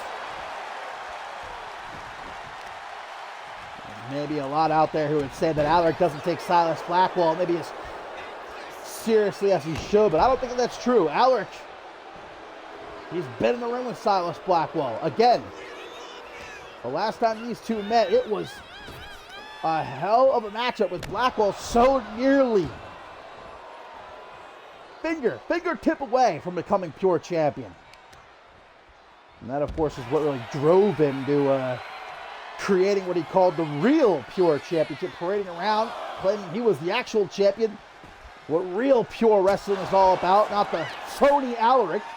But then Silas Blackwell went on to lose that real pure championship to Brandon Ace, who then had a unification match with Alaric. Alaric winning that match to become the real pure champion, undisputed. Back into the ring. Remember, only until the count of 5. Up to the top rope. Blackwell. Well, he's not a high flyer. We just saw exactly why. Nowhere near connecting with that double boot stop. Alaric quickly to the outside, but straight back in. The collar and elbow tie up again. Pushed is the anomaly. Watch out, ref. Oh, we got a clean break here between these two. Surprisingly so. Oh, but then a big right hand from Alaric puts Blackwell back into the corner, but elbow to the side of the head. Blackwell kicks to the gut, though. Nice head shot, and again, third time. My goodness! Lighting up Silas Blackwell like a Christmas tree here, but a kick to the back of the knee by Blackwell. Irish whip. Obviously, whoever's able to take the first fall, that gives them a huge advantage. Blackwell's going to do just that. One. Only a one count. Only 1.999 right there. Again, Alaric, guys, near 9 months as pure champion. 8 successful championship defenses. And look at the power. Deadlift, military press. Stock to the ankle. Alaric taking some time away. The start of this new season. Seeing if anybody who would crop up worthy of challenging him for his pure championship while he further honed his skills in Japan. Silas Blackwell taking out all other competition. Not allowing anyone to stand in his way. Again, like I said, if Blackwell can't get the job here, can't get the job done here tonight, you have to imagine maybe even longer if he ever gets another shot at Alaric, so long as he holds that pure championship. Irish, oh, nope, kick to the gut instead by Blackwell, who now has a hold of the arm. Turning into a Northern Lights suplex with the bridge to pin. Can Blackwell score the first fall? No, he cannot kick out. Rather intense start here between these two, and we're going to see Blackwell now go after that arm. He's always looking to lock in that Kimura of his. Again, like I said last week, man, he was maybe just moments away from snapping Corvo Jack's arm in half. I really believe he would have done it if Corvo Jack did not have the foresight to tap out. Live to fight another day. That's how badly Blackwell wanted this. Oh, the charge is right with a kick to the gut. Blackwell now off the ropes. He goes to deliver him. Drop kick just about wiped Alaric's face right off his head. And again, back to work on that arm. Pele kicks to the bicep. Very innovative. Now there's again. Pele kick to the bicep. Alaric, oh my God, a third time. Well, if it ain't broke, don't fix it. Alaric finally able to shake him off. That damage to the arm might be done, though, as he tries for La Maestral. One count only, though. Looking to quickly scoop up that first fall. Now the hammerlock back suplex. Yeah, that left arm of Alaric getting torn into. Blackwell out here like a pit bull with a bone, man. Just unrelenting. Face first off the top turtle. Now Alaric, though, we've seen him in worse spots before. I think Alaric, even with one arm, would be more dangerous than most on the Octane roster and all of CMV for that matter. Oh, and this is vintage Alaric right here. The spinning tombstone pile driver hooks the leg for the first fall. 1, 2, but a kick out. Your championship on the line. Over 5 minutes. Oh, and we know Alaric looking for the educator, which Silas Blackwell knew full well was coming, and he had none of it. Up the breaststroke for a knee drop. Alaric gets out of the way, though. That's a quick way to shatter your own kneecap. Off the ropes he goes, looking for maybe a clothesline, but suckered in. Spinning soaking. There's a Kimura locked in. The Kimura locked in. All the damage done to Alaric's arm throughout this matchup so far, but Alaric perseveres. Swallows that pain. And more knife-edge chops, turning the chest of Silas Blackwell raw. But a counter there to a reverse DDT by the Anomaly, who goes right into the pin. 1, 2. Might be the only way to crack the code when it comes to Alaric, man. Try to catch him off guard with a quick pin like that. What a combo. Silas Blackwell, mixed martial arts background. Lethal strikes. Mainly the submission game. As we saw moments ago, that Kimura tapped out Corvo Jack last week. Alaric endures, but that left arm of his starting to look like minced meat. The way Blackwell's going at it. Now he's off the top. There's that knee drop he was looking for earlier. This time, successfully connects. That's I feel like a 20-pound weight getting dropped down on your chest. And the Kimura again. Blackwell's got it locked in again. Alaric is caught. Oh, no way Alaric escapes again. How did Alaric get out of that a second time, man? His left arm hanging on by a thread. Drop kick right up the ass, but Alaric. Oh, hook in the arms. Is Blackwell here? Into a sort of a butterfly suplex. Blackwell's like a man possessed as he stalks Alaric from afar. He's going up to the top rope. Alaric asleep on his feet. Double axe handle to the back of the head. And it's very rare to see Alaric, guys, in such a position. He is hurt. His left arm, his neck. Silas Blackwell, but look at this, thrown right back into the ring. Again, only until the count of 5 to get back into the ring. Try for a kick to the gut. Reverses the reversal, though. Nice wrestling takedown. Alaric has to reassess for a second as he slams Blackwell's knee down into the canvas. Mush Blackwell's face into the mat, elbow across the upper back. And now it's going to be Alaric going after the left arm of Blackwell. Tit for tat. Waits for Blackwell to get to his feet. Irish whip now going to set. Oh, the referee getting in the way right there. Might have inadvertently saved Blackwell as he's able to escape that butterfly suplex. Instead, a butterfly neck breaker hits that a second time as he pops Alaric up to his feet. And guys, Alaric's left arm is virtually non-existent right now. He's fighting. This is a one-armed man. The champion is in a bad way. Nobody has scored the first fall. Oh, but now it's Blackwell's shoulder. Right off that steel ring post. Yeah, Alaric's playing that. Anything you can do, I can do better game right now. With the Pure Championship on the line. So you want to take my arm, I'll take yours. Fair trade. Blackwell picking himself up in the corner, but Alaric sticking on him like white on rice. But Blackwell again with that kick to the gut, that mule kick. He's got him over the top rope now. Silas Blackwell. Oh my goodness, what is he cooking? What is Silas Blackwell cooking up right here? Belly to belly! Off the top rope, but Alaric, the veteran, avoids getting pinned, rolls out onto the apron. I mean, expert level-ish right there from the champion. Blackwell knows full well he's in control here.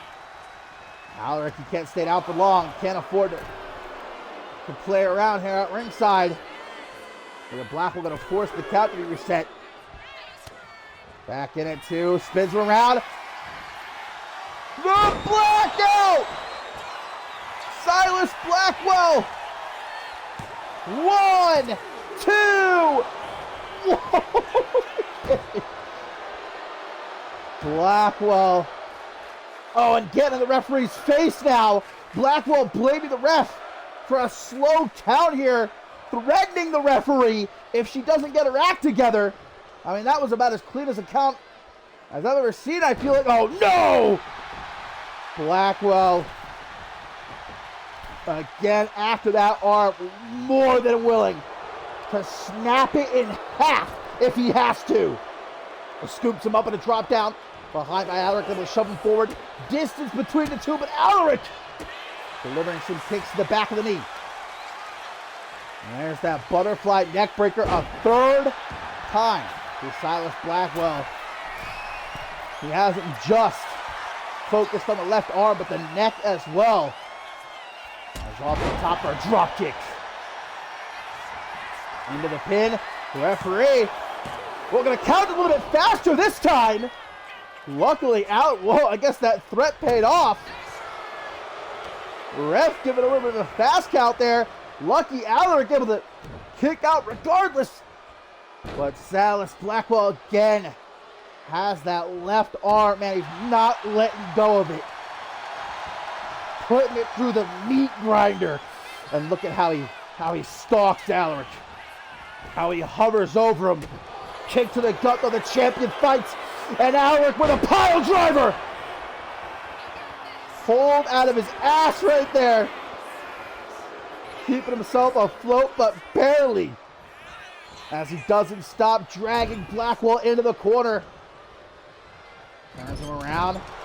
Forearm smash to the middle of the back. And a very lucha-esque DDT from the Pure Champion there out of the corner.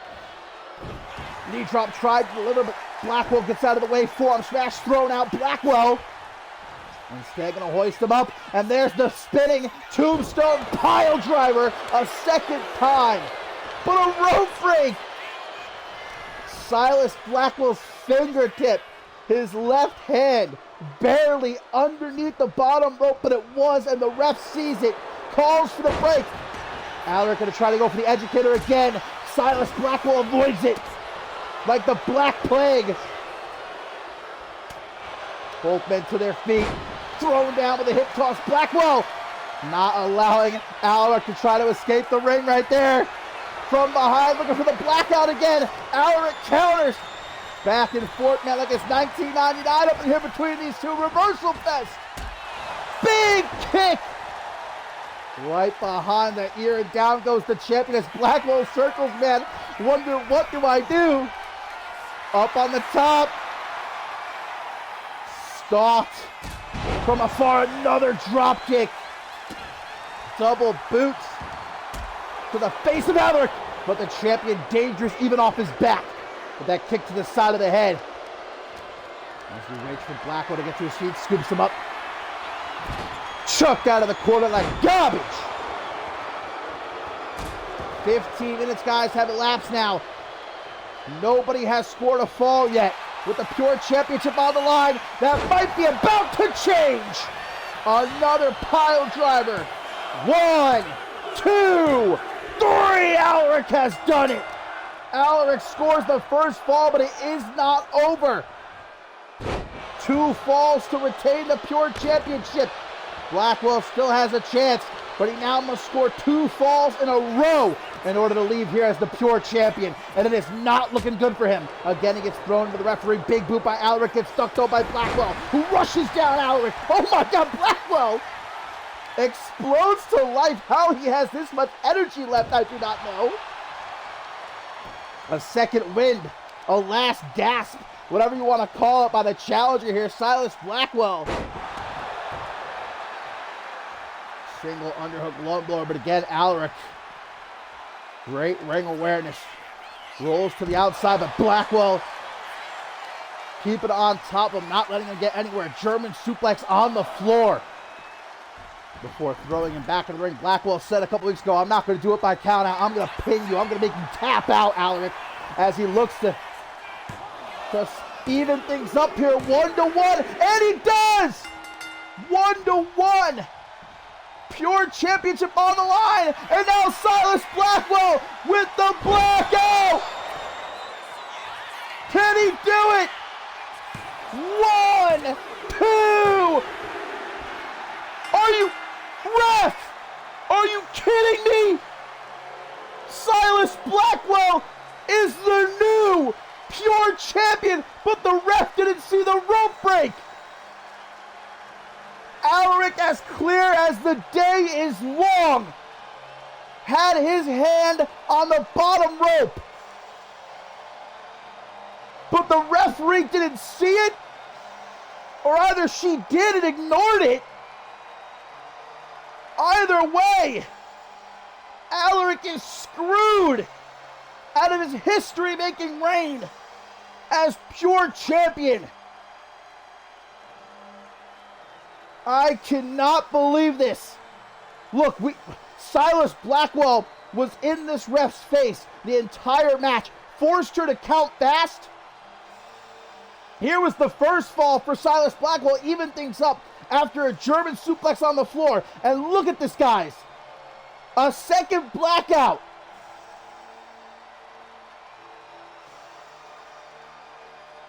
But at the count of 2, 1, 2, look. The referee, how does she not see that? There's no way she did not see that. This is unbelievable. Silas Blackwell is the new pure champion. But how can you be happy with this victory?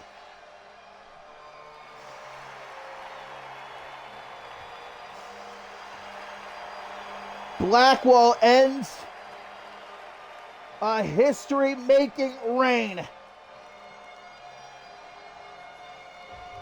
But there's no shot that Alaric is going to allow this.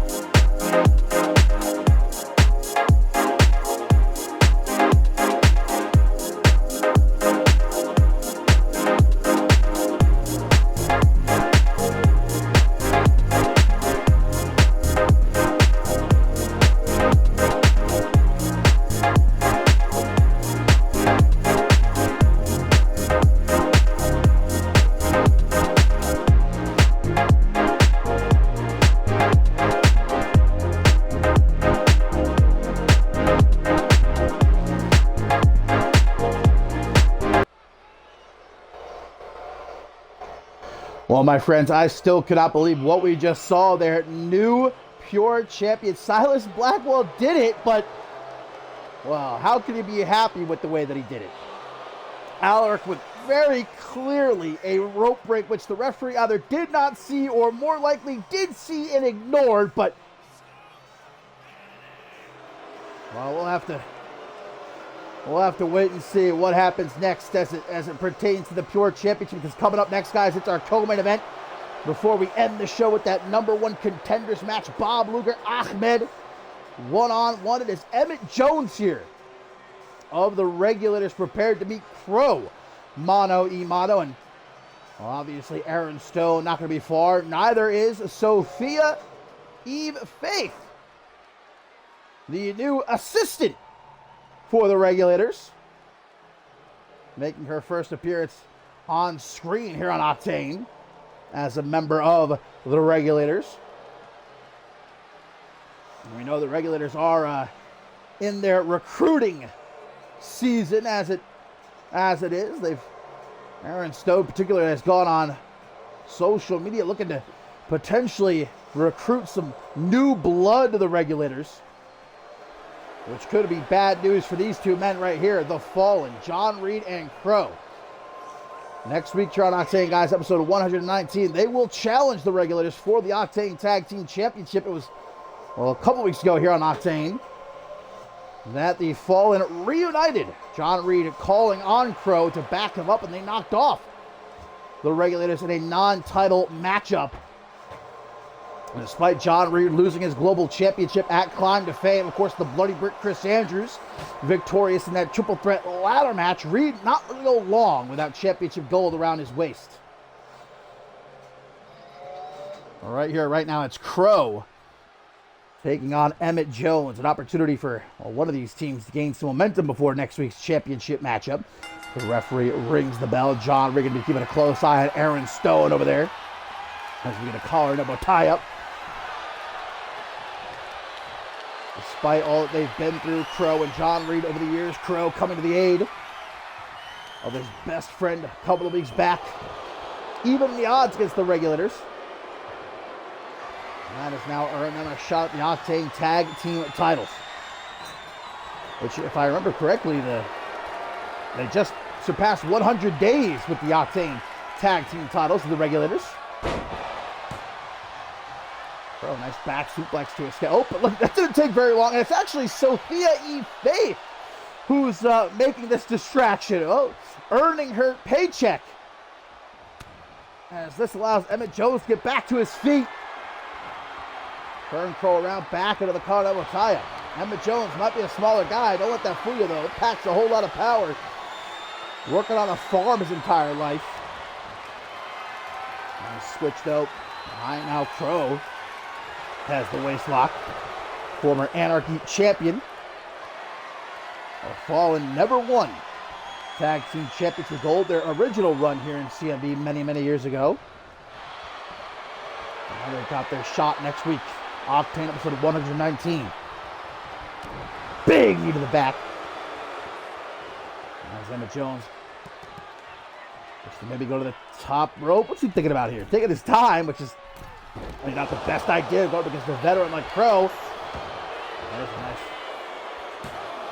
elbow across the chest and trying to end things nice and early, keep themselves fresh going into that championship match next week, but no luck for Emmett Jones as Crow going to drop down to ringside at the feet here of John Reed. Emmett Jones going to, oh, careful here. Get in the face of Reed, trying to maybe prompt him to throw hands, risk a disqualification though. A back suplex, side slam down on the floor. Just thought it was going to pass out there. I'm not too sure what's going on. Ooh, Reed getting a little bit close for comfort. Choke slam, backbreaker. Aaron Stone, unfortunately, not standing out here tonight as a 4-time global champion. I know we were all hoping that would be the case, but the worst happened. The worst reality we are living in. The Bloody Brit Chris Andrews, the new global champion. Well, we'll find out up next in our main event who will meet him in a couple weeks' time. Octane number 120 live from Tokyo, Japan. The global championship will be on the line. Will the Bloody Brit defending inside the Bob Luger or Ahmed? What's the referee up to count? 14? 50, yeah, 15. These referees are not playing around with the countouts tonight. Well, as Emmett Jones goes up to the top, Aaron Stone ripping off the top turnbuckle cover. Trying to give his tag team partner perhaps a chance to play dirty, but the referee has seen it and not going to allow that to happen as Crow just yeets Emmett Jones back into the ring like it ain't no thing.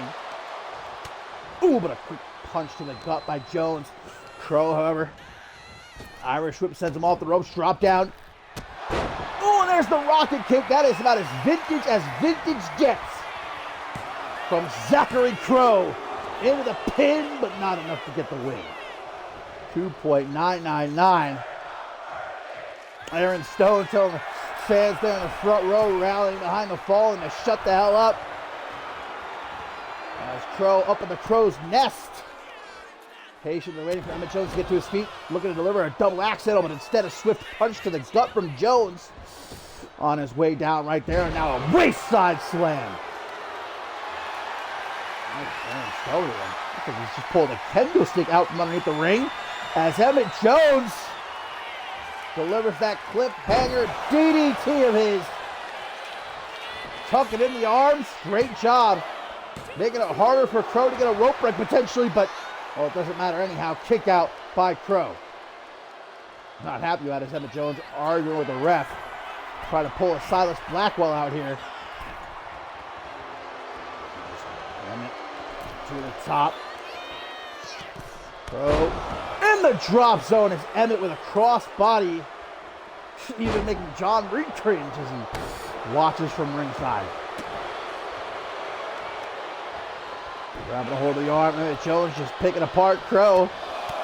Bit by bit right here. Nasty shots. Crow's fist. Again, dropping right in front of John Reed. Emmett Jones really testing the patience of John Reed throughout this matchup.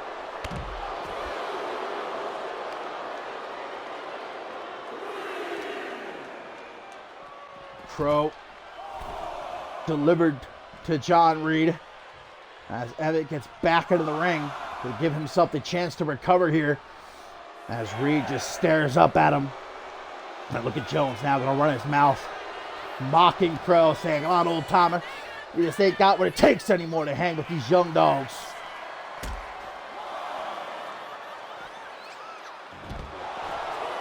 don't know what the hell to call that.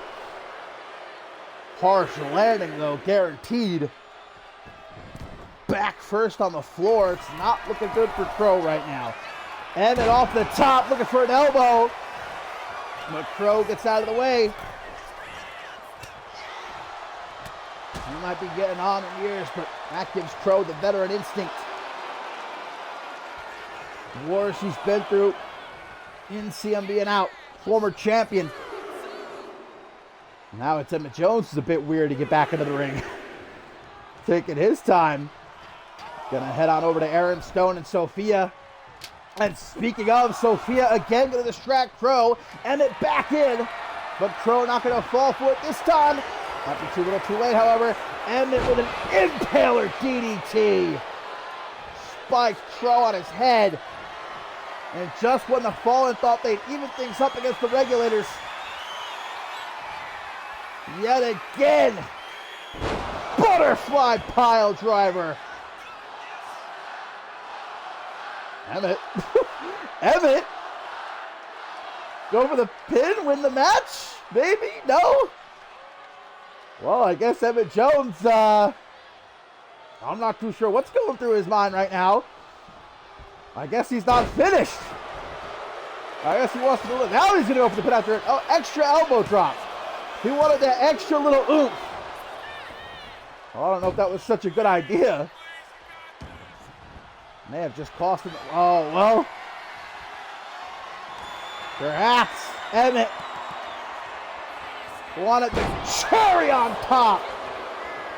Another cliffhanger DDT. 1, 2, 3, and that's going to do it. Emmett Jones with an emphatic victory for the Regulators here tonight. And like I said, guys, just when John Reed brought in Crow to back him up, even the odds against the Regulators upped their game, add a new recruit, and Sophia was instrumental throughout this matchup, multiple times distracting Crow. Emmett Jones there in the end, though, showing off his ruthlessness. He could have had Crow beat after that butterfly pile driver, but he said, I'm not finished with you. And hit a second cliffhanger DDT to get the win. And how will the Fallen respond, guys? Next week, Octane Tag Team titles on the line. Will the Fallen have to potentially do some recruiting of their own? So once again, even the odds, if they have any chance of taking those Octane Tag Team titles. Here's that second cliffhanger DDT. And again, I think Crow was out cold after the butterfly pile driver. With the referee slapping Crow in the face as well, trying to wake him up. It didn't do much good, though. Next week, Octane Tag Team titles on the line. Will the Fallen be able to fire back? Or will the Regulators continue to rule Octane?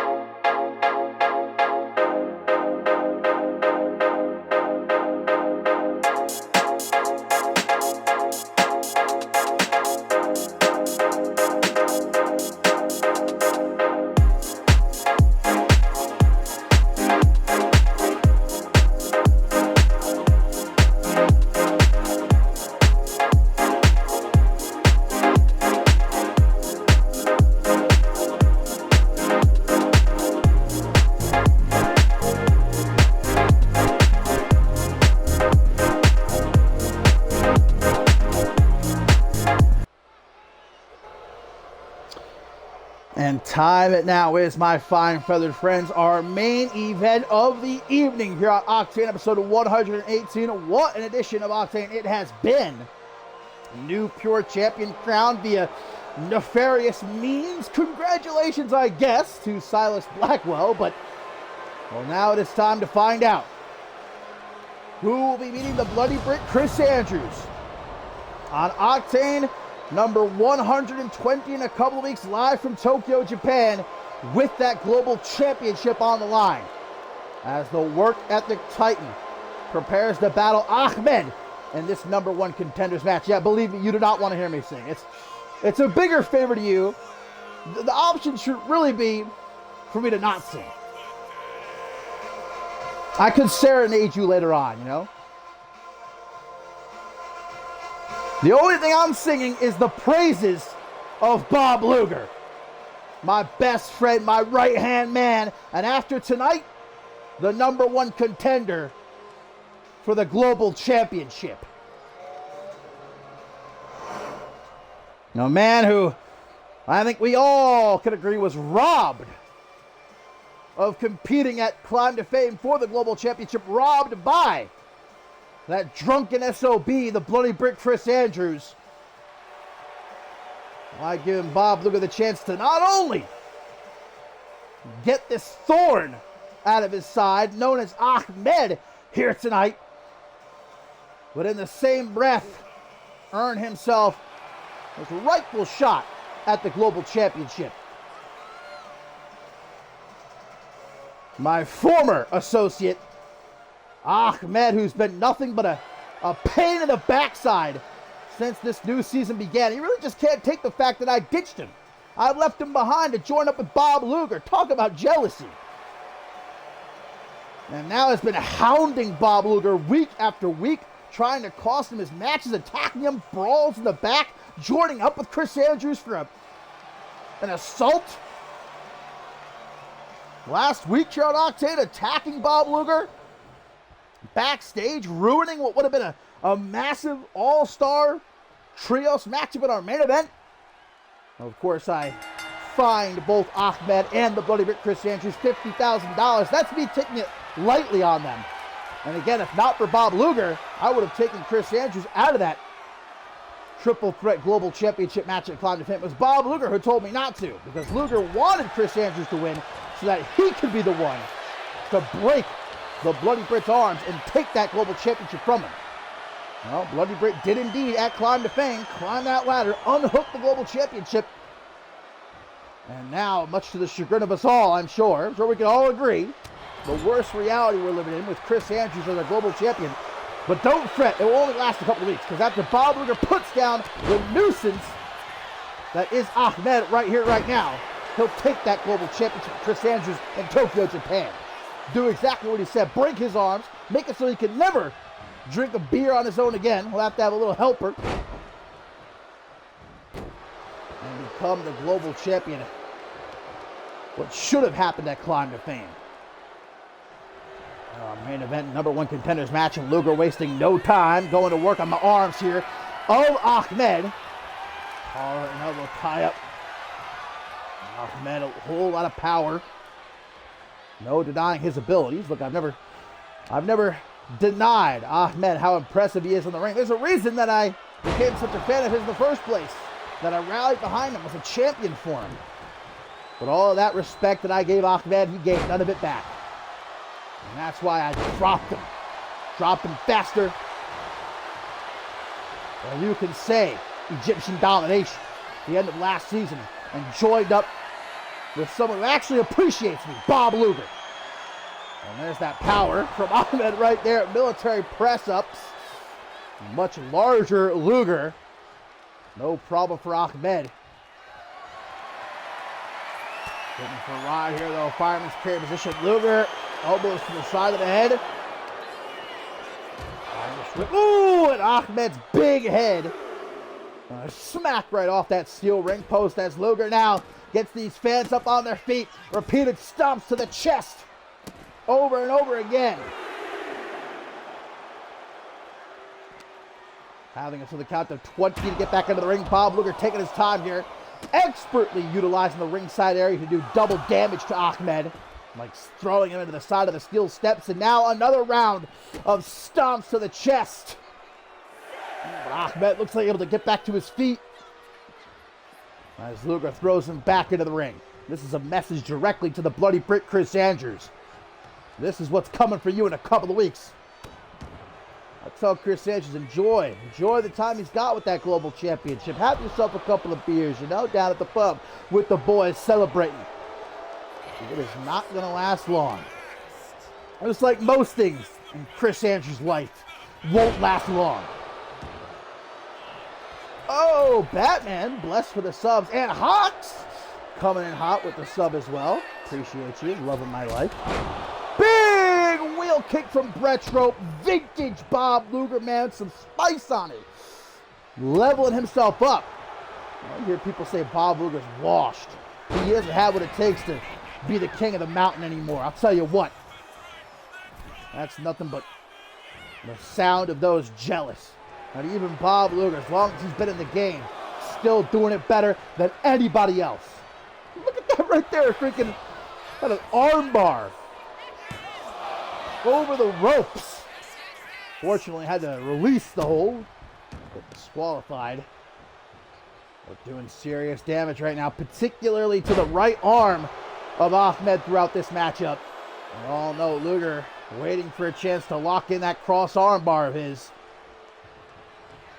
I would not blame Luger one bit if he wanted to break Ahmed's arm here tonight. Snap it right in half after everything Ahmed's done to him this past month. Constant pain in the ass, thorn in the side, interfering in his matches, attacking him. What did Bob Luger ever do but be a good friend? Elbow to the heart and into the pin. Luger can have it right here. No kick out by Ahmed. I mean, this has been one-sided. Bob Luger's been dominating this matchup. If Ahmed were smart, he'd just stay down. You know, live to fight another day. Launch him through the air there. But Ahmed able to shove him back. Ahmed gonna get cheeky with Bob Luger. Back suplex down onto the apron. That should be a disqualification, goddammit. The hardest part of the ring. How is that not considered a weapon? That should be illegal. We need to make some new rules here on Octane. Get ourselves some new referees who actually follow the rules. I'll have to consult with Bob Luger about this. Claps the temples from behind.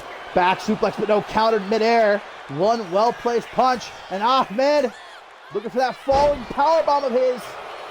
But Luger able to counter it with a back body drop, and now up to the second rope. Luger going to soar through the air. Another wheel kick. And make sure Ahmed doesn't get lucky with a rope break. As Luger looks to lock in. And there's the cross arm bar. All the damage done to the arm throughout this matchup. Look at Luger. Doesn't look like he can fully hyperextend the arm though. And Ahmed able to his credit, nicely done to escape there. Well, you can obviously see that. Oh, but immediately gets caught with the Coney Island Cyclone. And right back into it. Luger, the work ethic titan. Cross armbar again. He's having trouble though being able to pull back on it. Ahmed again with a few well-placed punches gets himself out of danger for now. But obviously that arm is feeling the pain as Luger just shoves him like it ain't no thing with a chicken wing. Through the air, out of the corner. Oh, looking for a sliding forearm smash to the back of the head. Luger, an action roll out of the way. Beautiful hip toss takedown. And an elbow drop to the bicep. Ahmed screaming out in agony as his arm being torn apart by the cardio maniac here. Elbow drop from off the second rope into the pin, 2 count only. Luger cannot figure out a way to keep this guy down. Like I said, Ahmed, if he excels at anything, it's being a real pain in the backside. And that is certainly the case here. Just will not stay down. But look at this, man. Look at this. Bob Luger, none better. None, every aspect. You want to talk pure wrestling? You want to talk brawling? You want to talk power, speed, agility? Bob Luger excels in every single aspect. He really is the total package.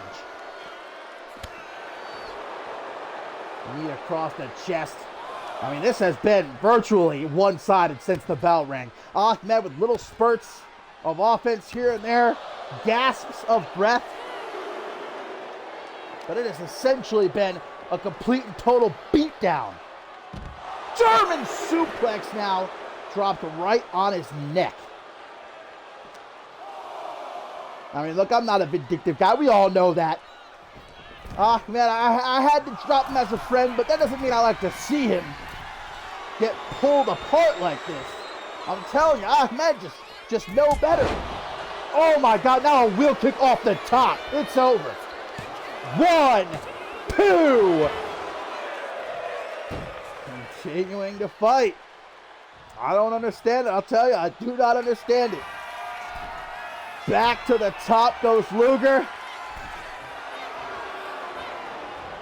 Patiently waiting as Ahmed gets to his feet, having no idea where he is. Wheel kick again! Maybe went to the well one time too many, but an elbow to the gut, no counters. Irish whip, big boot by Ahmed though. Didn't have it well calculated. Another hip toss from the work ethic Titan. Drawing out of the back of the head. There's Luger looking to slow things down. Now lining up his shot. What the hell? What a counter by Ahmed. Luger, I think, was looking for the Luger landing there. Hangman's neckbreaker now at ringside into one of his own. The Egyptian Destroyer. Down onto the floor. No soft landing indeed. And as Ahmed throws Luger back into the ring, number 1 contenders match here in our main event. The winner will face the Bloody Bear Chris Andrews in 2 weeks. Octane number 120 for the Global Championship live from Tokyo, Japan. Oh! Whoa! Ahmed catching Luger out of the air, man. Like smacking a fly down with a swatter. But just a 2 count of what may have been a last-ditch effort. No, Ahmed looking to break his back, looking to make him humble here tonight. Camel clutch is locked in.